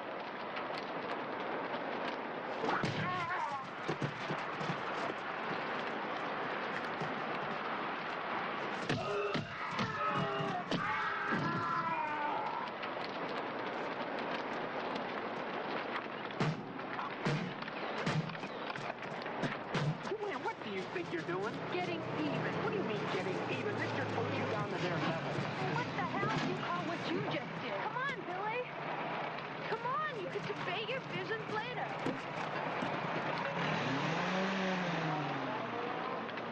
Law Association wants to know if you want to open the legal seminar or speak last. Last, after everyone else has gone home. What's the matter?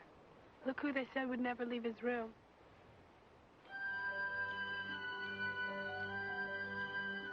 Danny thinks he might like to have that thing now, wouldn't you, Danny? What thing? The thing that'll help his arm grab onto things. How in the world did you ever do it? Okay, almost, but you gotta put this here. Right like that. I'll never ride. Yeah, you will, and you'll sing up on the platform like the rest of the kids. I'll be so embarrassed. Will I really get to play up there? Yeah, but you gotta work hard, okay, ready? Really? Yeah, okay. I saw 3 ships. Do you mean he's actually talking now? Yeah, with Carol, he's become a regular chatterbox. That's beautiful. Then you change over to here. Like that.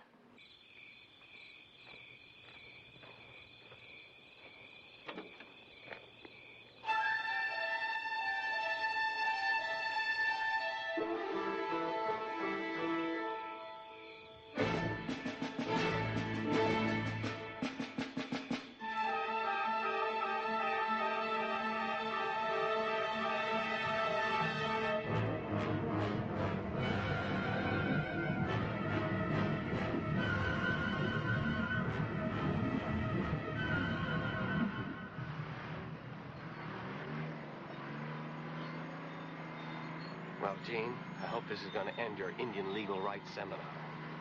I know. Not a mark on him and death by accidental drowning. Well, what the hell did you expect? Yeah, the sign, courtesy of W.A. Posner and his friends from the CIA.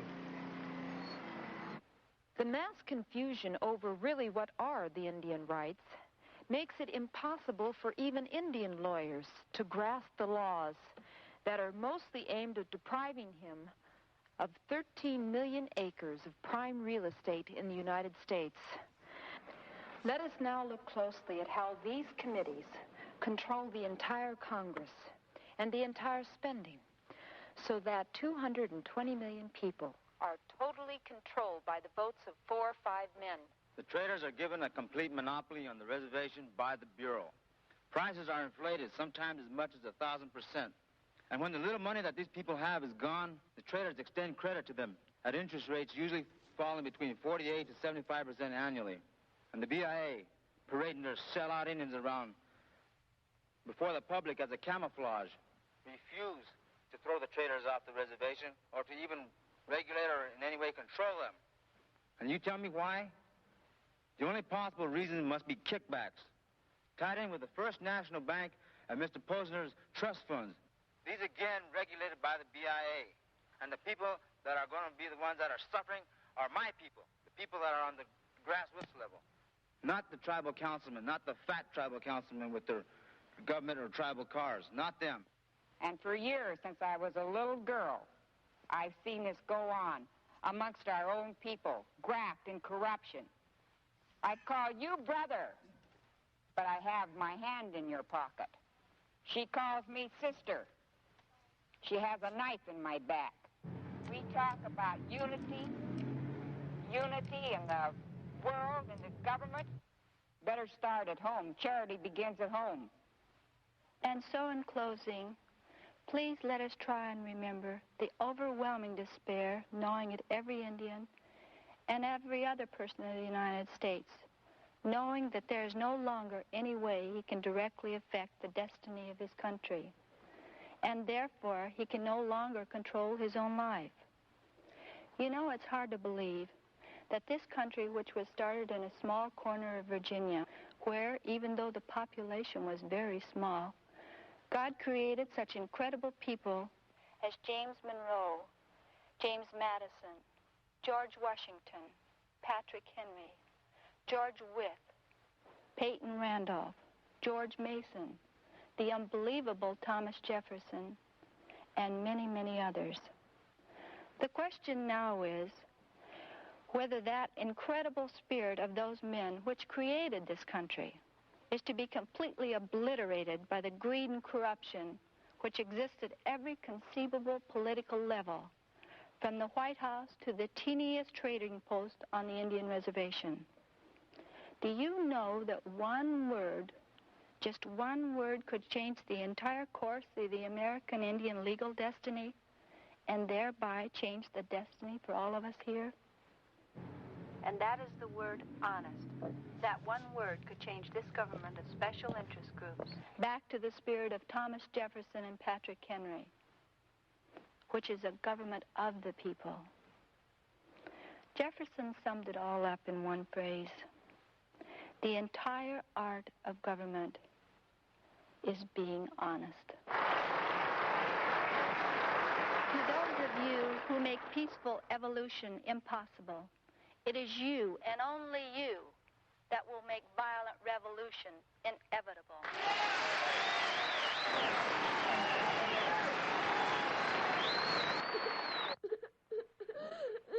A conservator is like a guardian, young lady. If you hit me, you'll be in contempt of court. I'll do it. I swear to you, I'll do it. Now get out! I'm taking the child. No, you're not!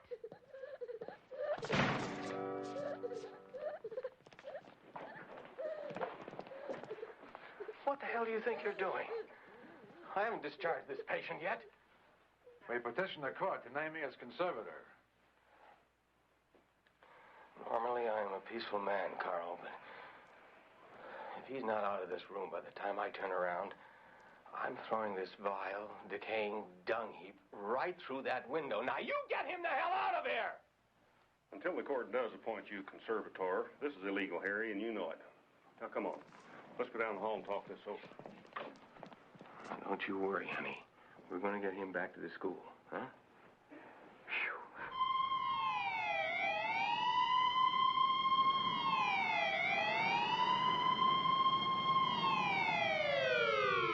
Coming to arrest Grandfather! They're coming to arrest Grandfather! All right, Cole, what's this warrant for? You're not going to take him in for. Cole, I don't believe you. This is absurd, absolutely absurd. Grandfather would never accept police money. Yellowhawk is behind this. Obviously, that's a frame-up. But just as obviously, you can beat it. Unless someone else does something stupid. He's right. Come on, Grandfather. I'll go in with you.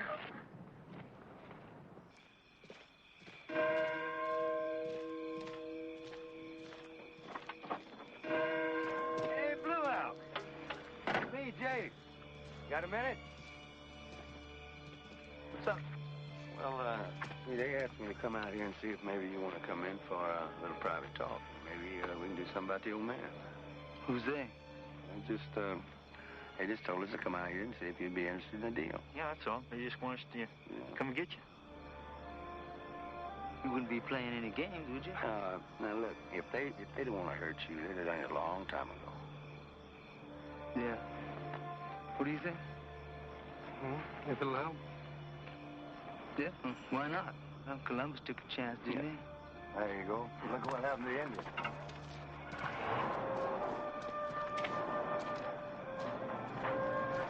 sir. Go around the other side.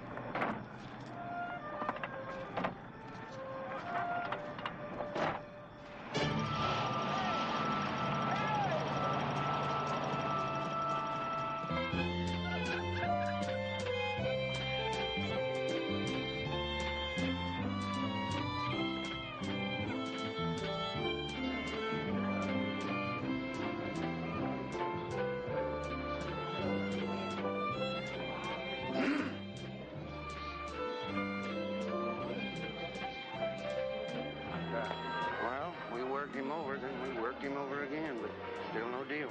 Yeah, where is he? He's up there.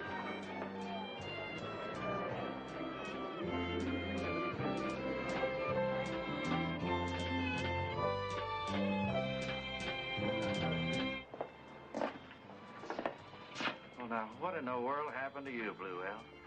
What's the matter with you, boys, now? I'm not one of your drunken Indians. Doing this to me is going to create a lot of attention. That's the general idea. In other words, Blue Elk, we're going to make an example out of you.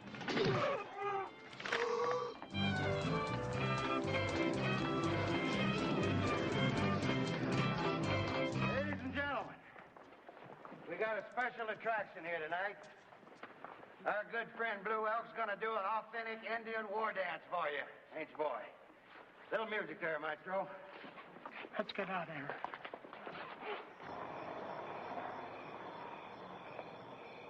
Elastic drum, boy.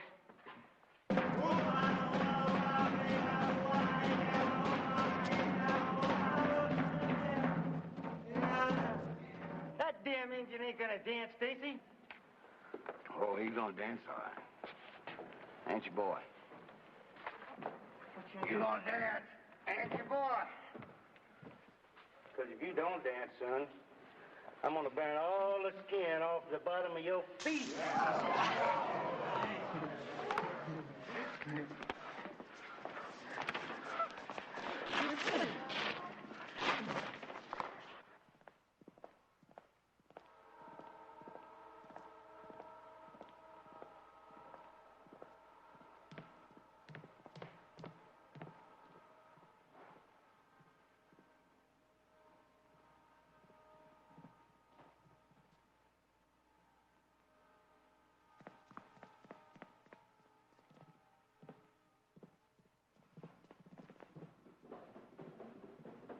Use your head, Billy. I thought after the last time you'd see this creates problems that doesn't solve them. What about your vision? You're going to throw that away again, too? Damn it, Billy! Does somebody else have to be killed before you'll learn? Look, there is a human being lying down there who also happens to be my friend. Now, you tell me, what do you want me to do? Just leave him lie there?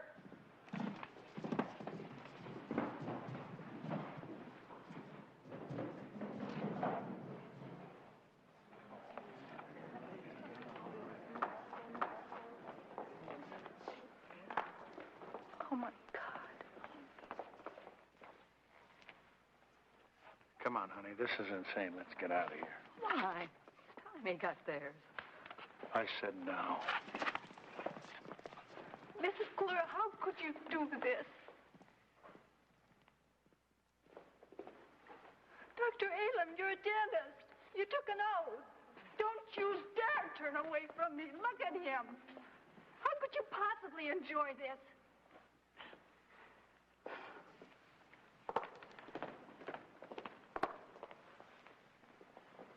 What are you, a bunch of animals?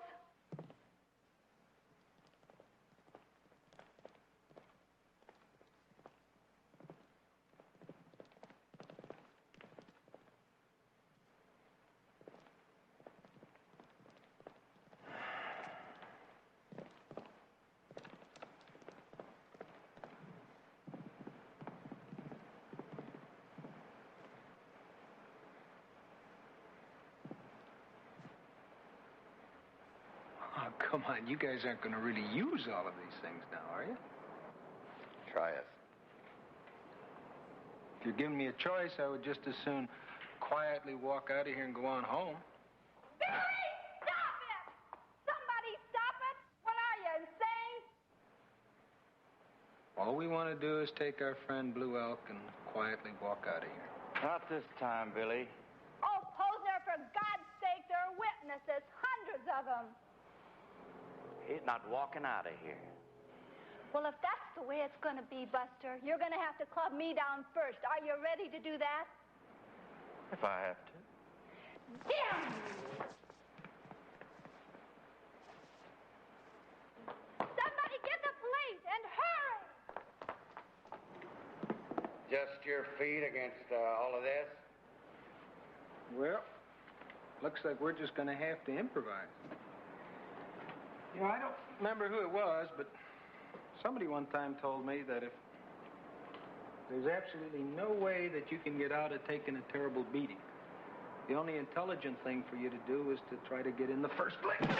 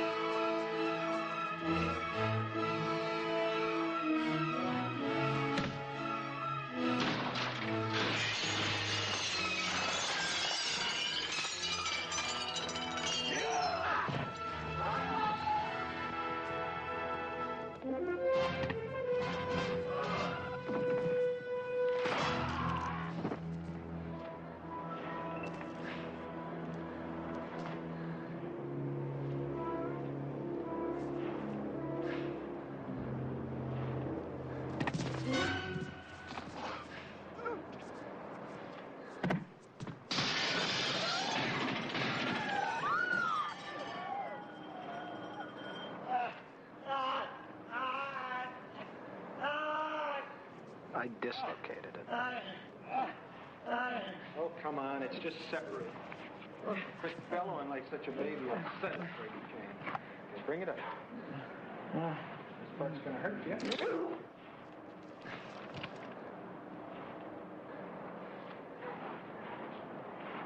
Oh, Posner.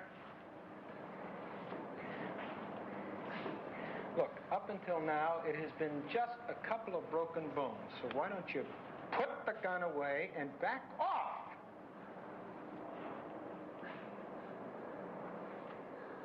Tell me something. Were Posners all born to be jackasses? If you miss me, you're going to hit one of your own men. Please, I'm asking you nice. If that'll help, why don't you just put the gun away and let's quietly go on home? I'm arresting you for assault. You have no right to hold me here. I'm a free man. I'm arresting you, too. One false move, and I'll kill you. By God, I'll kill you. Come on, don't you? Please. I'm begging you. Don't think I'm kidding.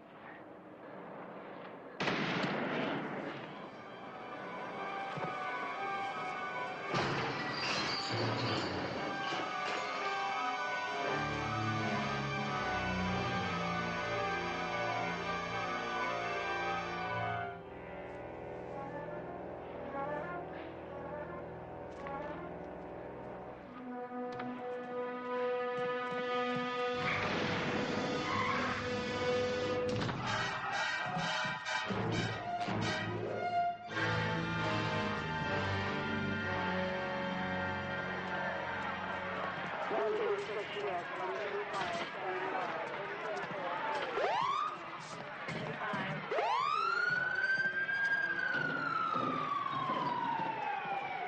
satisfied?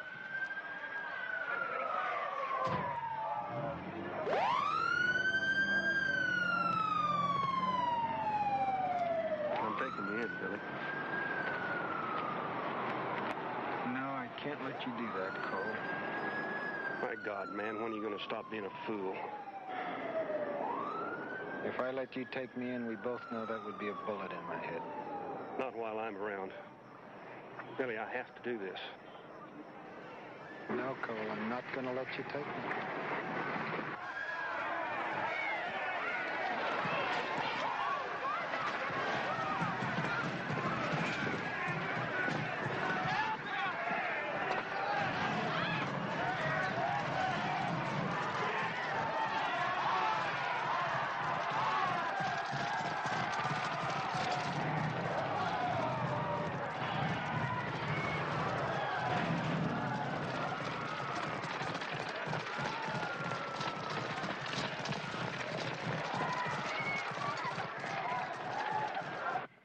Full-scale riot.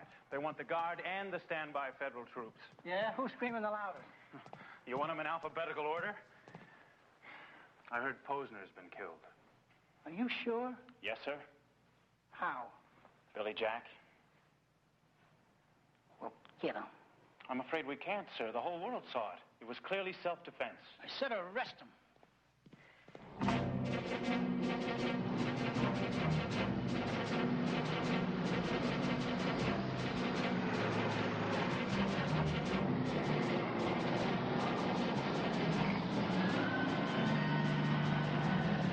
Glad you got here, Colonel. You have no legal right to be here. Sorry, ma'am. We're taking our orders directly from the governor's office. This show of force is just going to fan reactions. Is that what you want? Just what are your orders? Stay in this position until Billy Jack is placed under arrest.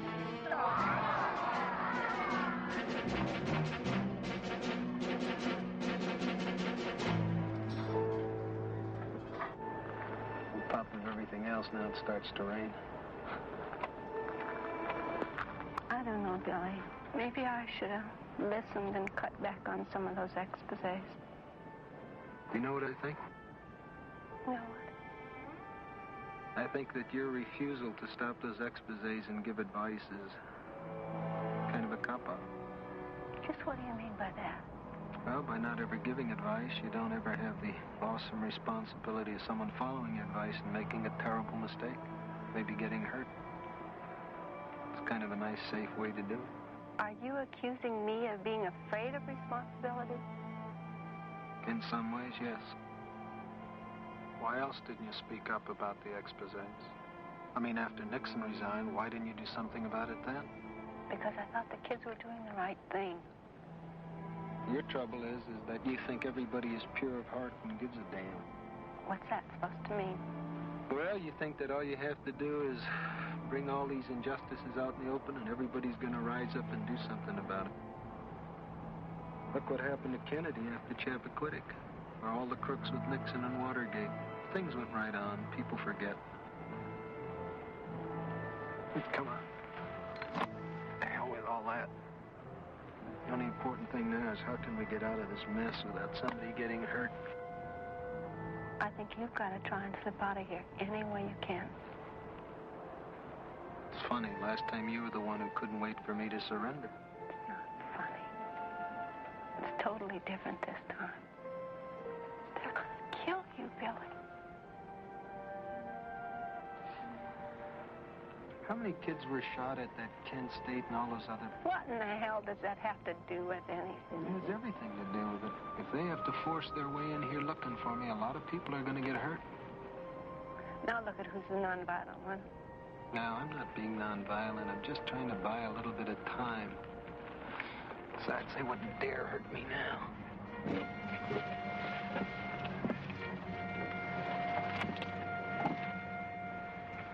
Carl! Don't anybody move. All right, I'll surrender peaceably if I have the governor's personal word that you'll take all these troops Move off the campus and clear out of the reservation. Those are the governor's orders. We're to pull out just as soon as you're in jail. That's the deal, Billy. You heard it personally? That's right, Billy. I was there. All right. I'll be down shortly.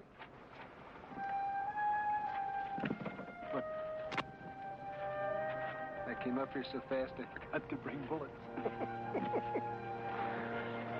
Come on, they wouldn't dare do something me now. It'd be much too obvious. I'm sorry, Carl, but this warrant's from the state's attorney general. He's under state custody. The hell he is. I'll take him in. No, you won't. The attorney general received orders directly from the state Supreme Court and gave them personally to me. I'm sorry, Carl. And I'll follow along, make sure nothing happens. He's yours, Stanley. Right, Sam?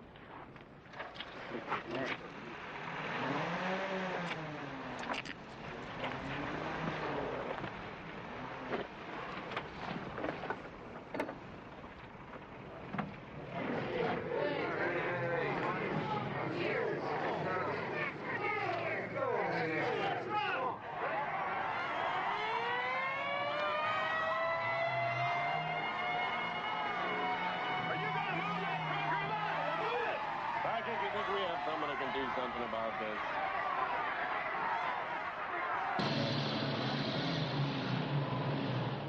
What the hell is that? Just a precaution, ma'am. What do you mean, precaution? I thought the deal was when Billy surrendered, the governor would take all you Gestapo out of here. Don't fight at me, lady. I'm just an order taker.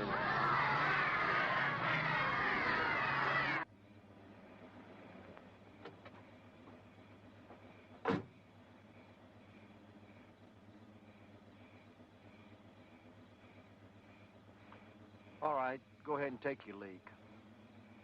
I never said I had to take a leak. Regulations.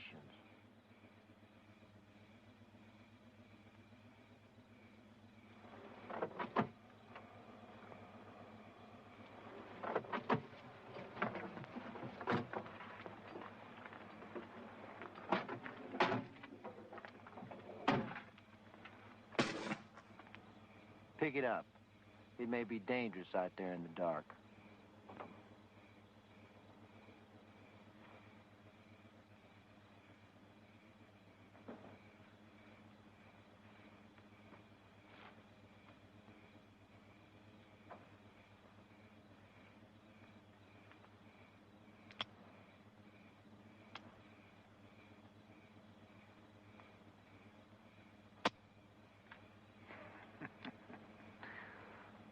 Now, that's the funniest thing. You know, one time, I don't remember where, somebody told me that if at any time I was ever arrested and they gave me a handgun and said something about taking...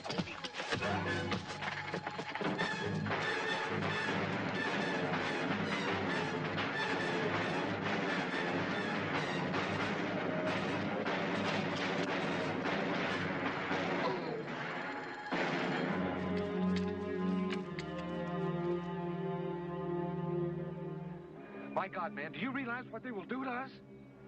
Shut up and fan out. I'm not going out in the dark after him. Are you nuts? To hell with you. I know I hit him. Fan out! Move it!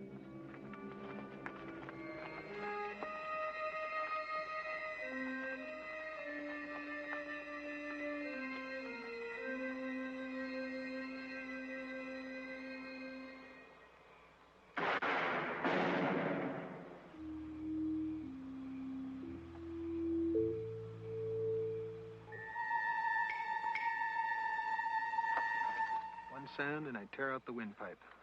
Now get your handgun out and bring it up to me very easy.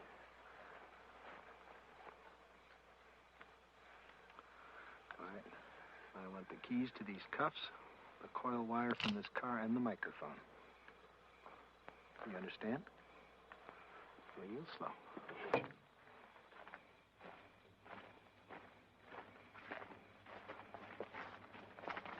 Well, did you see anything? No, sir.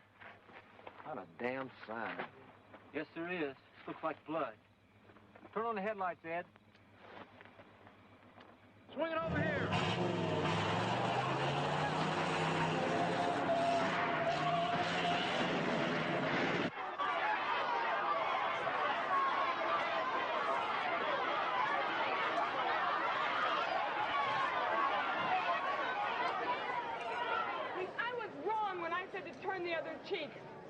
Brute power can only be met by brute power. We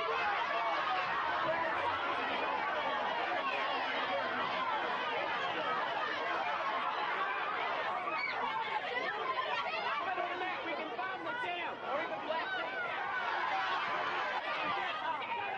We'll get that coverage on CBS.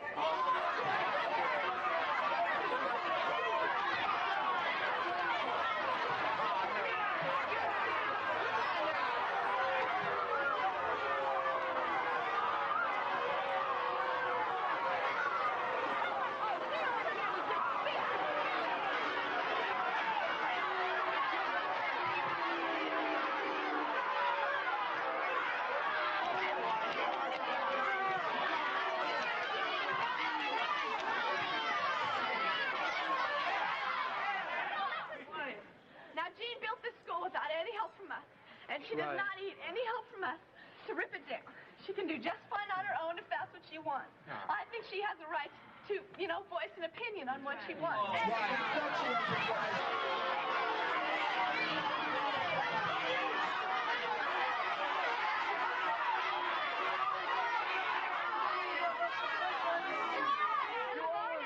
As long as this is the end of our dream and the end of our school, I think we should let Jean talk. Damn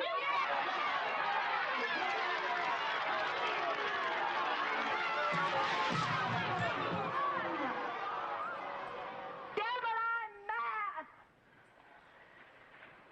And you, Jocelyn, I don't care if you want a speech or not, you're gonna hear one, baby. I've never asked for one thing from one of you in this school in my life, and damn it, I'm gonna ask now. I've decided this minute after sitting here and watching you guys, I'm going to stop giving, and I'm going to demand that you give me 5 minutes of your lousy time. And believe me right now, it's plenty lousy. I can tell you, I can promise you, if the cop that came in to this room that shot Billy Jack, I'd shoot him. I'd shoot him. I know that. But God help me, he's not here now, so I don't have to, and I can think a little bit. Now, we could go out there. Some of us would get shot. A few of you would get killed. You maybe, Jocelyn. You can die now if you want to. Go ahead. What's a lie? It's easy. You can make them like that, right? Dying is a big step. And if we wanted to, and if we really want to die, and if we really want to ruin this school and totally destroy it, I think we can do it just as easily tomorrow as we can tonight. And it may give us a chance to find out why we're doing this. What's this happening for? My feeling is, and I know right now it doesn't mean a damn thing to any of you, but I'm going to say it anyway. I feel that right now this is our crucial test. Oh, we're all big mouths. We got great mouths in telling what this great love we have here and what it means. And boy, this whole school is really built on it, isn't it? I saw it tonight. It's beautiful. Just gorgeous. Well, the question is, can this great love withstand what they're doing to us out there right now? Or is that brute violence the thing that's going to overcome the world?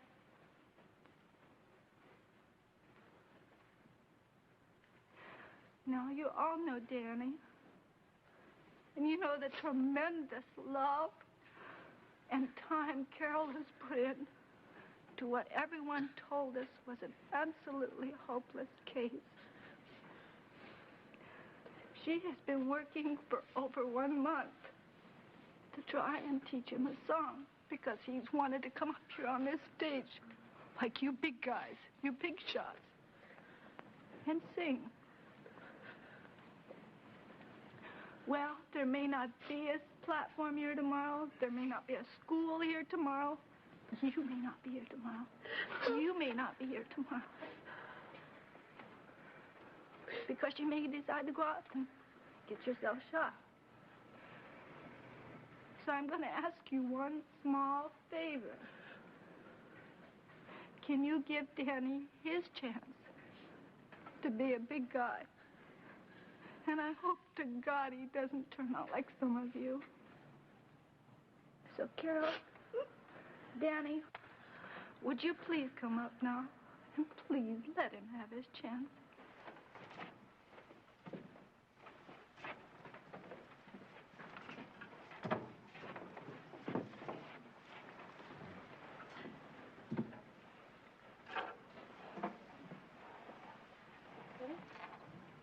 You want to start us off? I saw the ships come sailing in on Christmas Day, on Christmas Day. I saw the ships come sailing in on Christmas Day in the morning. And all the angels in heaven shall sing on Christmas Day, on Christmas Day. And all the angels in heaven shall sing on Christmas Day in the morning. And all the souls on earth sing on Christmas Day, on Christmas Day. And all the souls on earth shall sing on Christmas Day in the morning.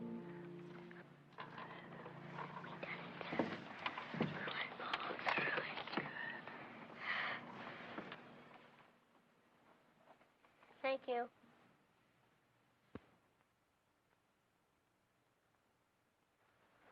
I'm well aware of that, but ask for him anyway. I don't give a damn. We need some help.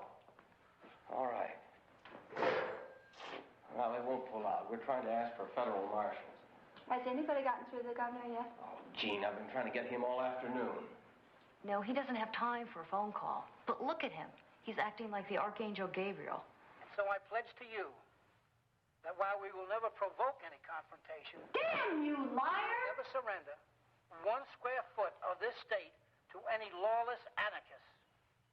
Wherever the first firebomb is thrown, wherever the first brick is thrown, wherever the first house is set on fire, then we will make our move. I have been in contact with Washington and have been promised full support. Well, so much for any hope of getting the federal marshals. And to every citizen in this state, let me be perfectly clear. We will move with everything in our power to protect all life and property. Would you believe it? This has been a remote telecast direct from the governor's office here at the state capitol. God above, how can they be so stupid? No, it's not stupid. It's a well-thought-out plan.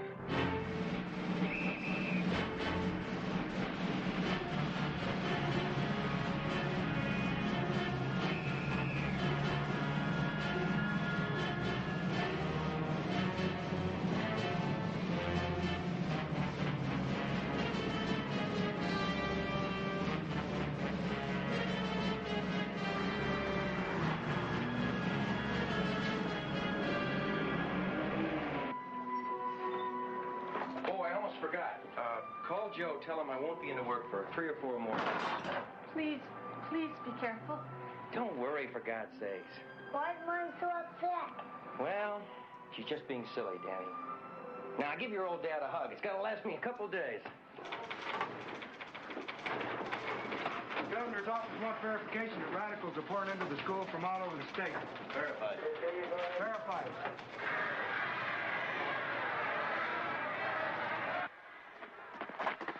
All right.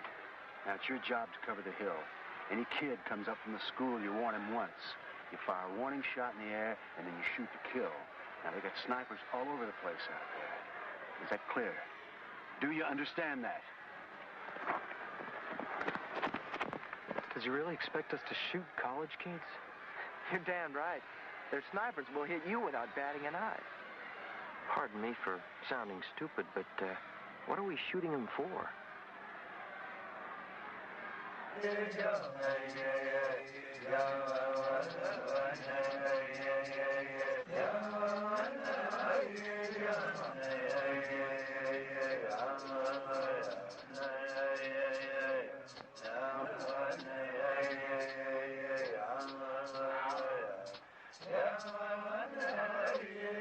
Your medicine failed.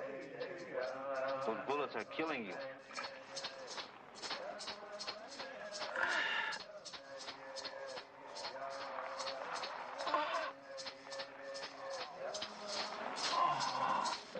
Grandfather says that because you didn't respect your vision.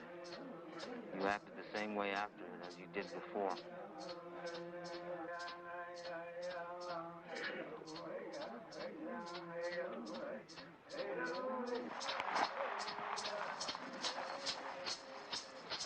Grandfather is right. But we still have to stop them. They're going to try to kill Jane.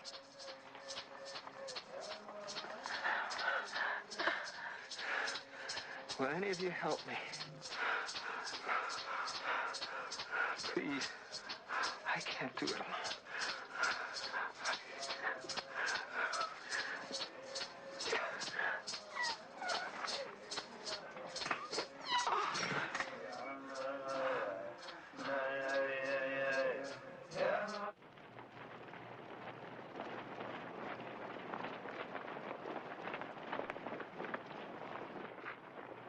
We're in their supply shack.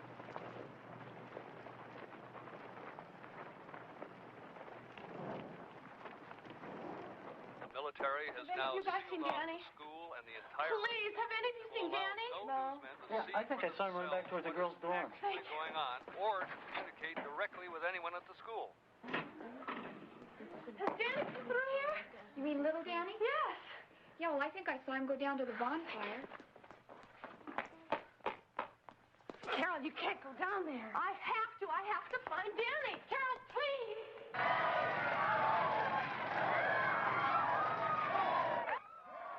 Now they've set a shack on fire. You better send a fire truck and more men to push them back. Right. Over.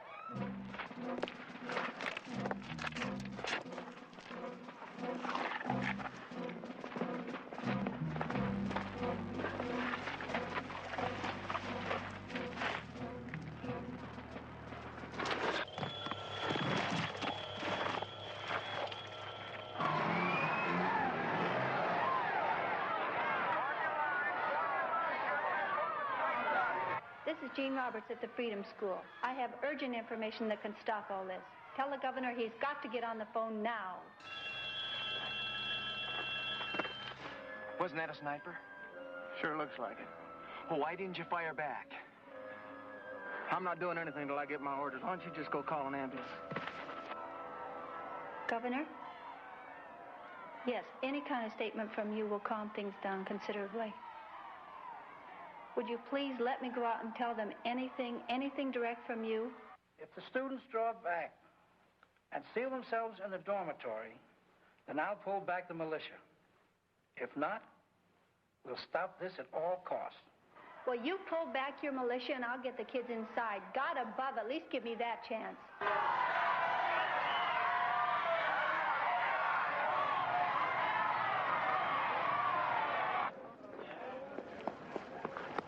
Have you seen Danny? No, I've been with Joanna. Try the playground. I'll try the barn. He's probably down with his burro. General, there is a sniper. Lieutenant Stowe, take your squad around the hill to the other side of that wall. See if you can find that sniper. Yes, sir. What kind of buckshot are you using? That's double-aught. That's equivalent to .838 caliber, sir. I know what it's equivalent to. If it'll kill deer, it'll kill those bastards.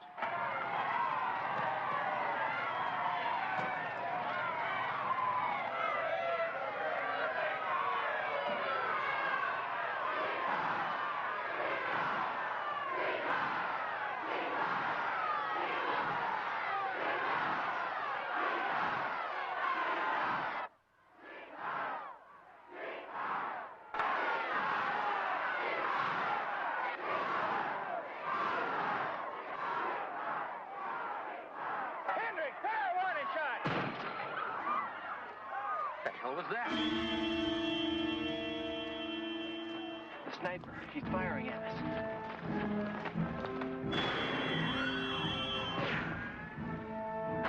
God, they're really shooting at us.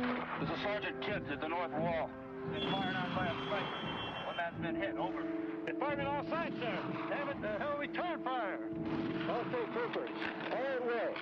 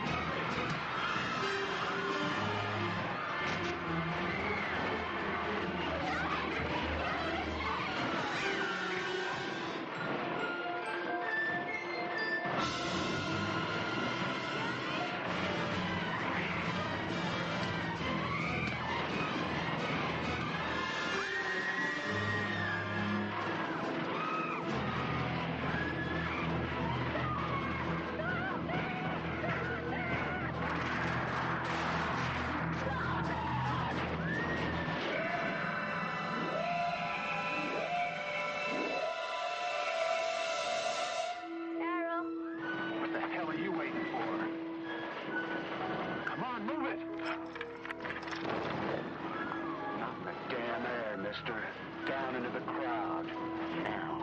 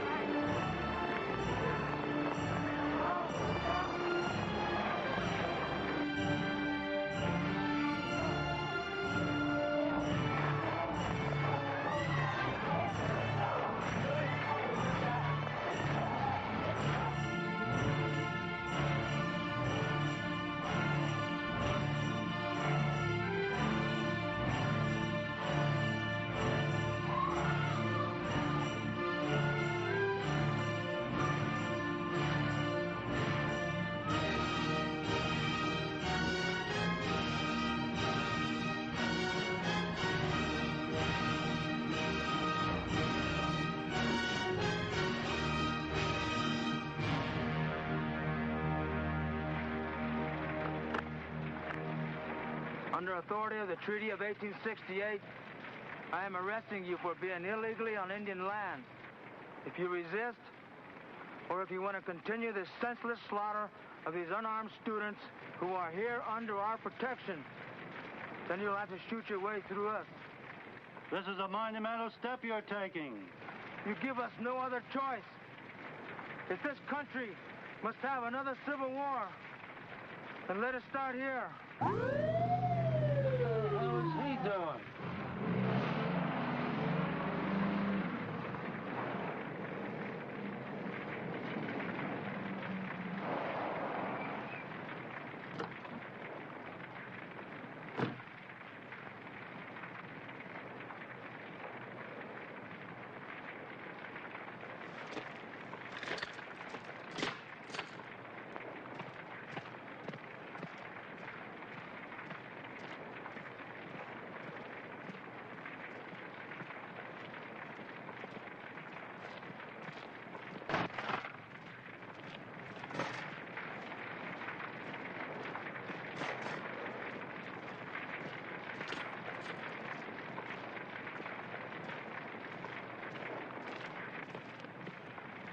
All right. I'll notify the governor.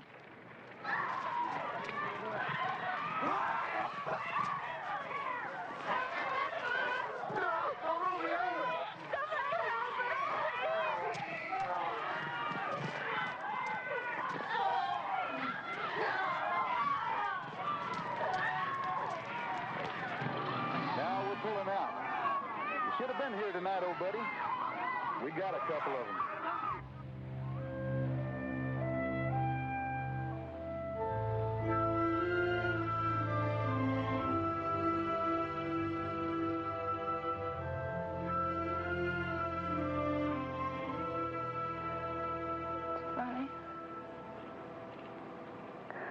I thought the Freedom School was a symbol of everything good and right. And the American spirit.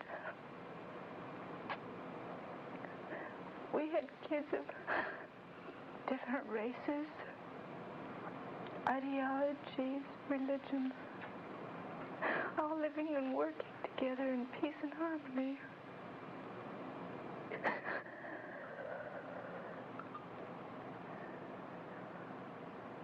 But all the kids at the school, we really want you back. Aren't you going to open it again? It's not the kids. It's the townspeople.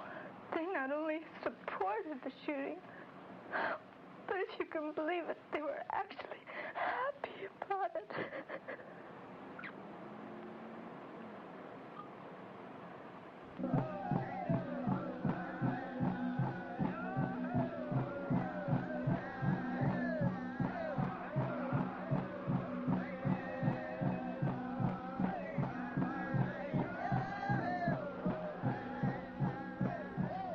What do they think? Will he come back, or is he dead yet? No, not yet. Some of the old men say that he's lost the will to live. Go see if you can find Jean and get her up there.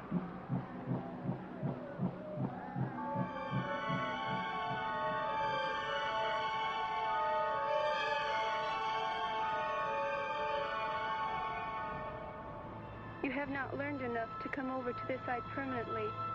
Why? My spirit progresses so poorly on the other side. That's because you don't value your visions. You must carefully listen to them and change your life according to what they say. I understand that. But why can't I do that here? You must go back. For when people can see how someone as violent as you can change and find inner peace, then you will set a good example. After you have gone back and practiced the fourth way, then you will meet your spiritual guide. Well, how am I supposed to do that? I don't even know what the fourth way is. My friend will tell you, but you will not be able to reach the fourth way until you stop covering your weaknesses with violent acts. The fourth and highest level is when, no matter what they do to your body, they cannot touch your soul, because you are so deeply into your own center. Then you see violence and anger and bullying not as threats, but as cover-up used by panicked men who are frightened and in pain. Instead of hating them, you truly feel sorry for their weakness and can easily turn and offer them your other cheek. Now go back and do what you must do, and take Carol, for she will help you carry on the teachings.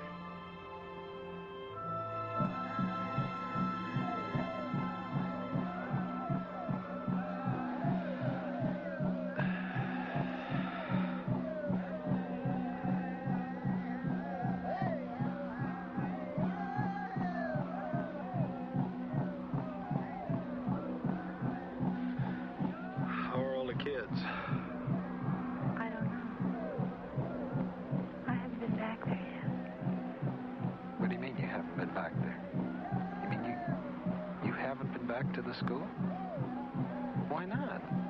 Don't they need your help getting the whole thing started again? You mean you really want to go through all that again? Are you telling me you're quitting? Look over there.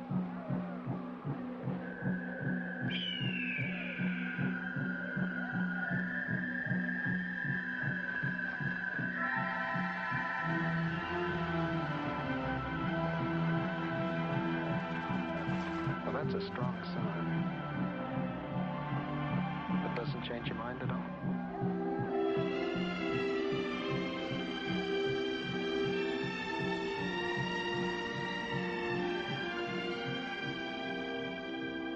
Tomorrow, all over the world, kids are going to march to rebuild the school. We're going to try to start other schools all over, just like you've done for us here. Instead of stopping the exposés, we've got to work harder now than ever.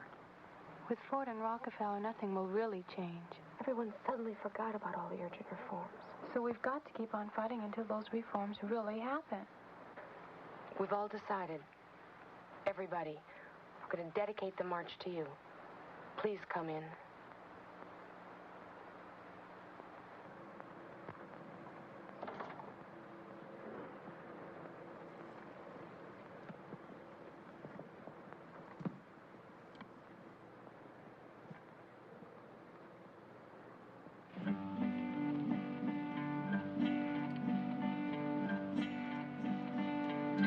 Golden lady made of love, you gave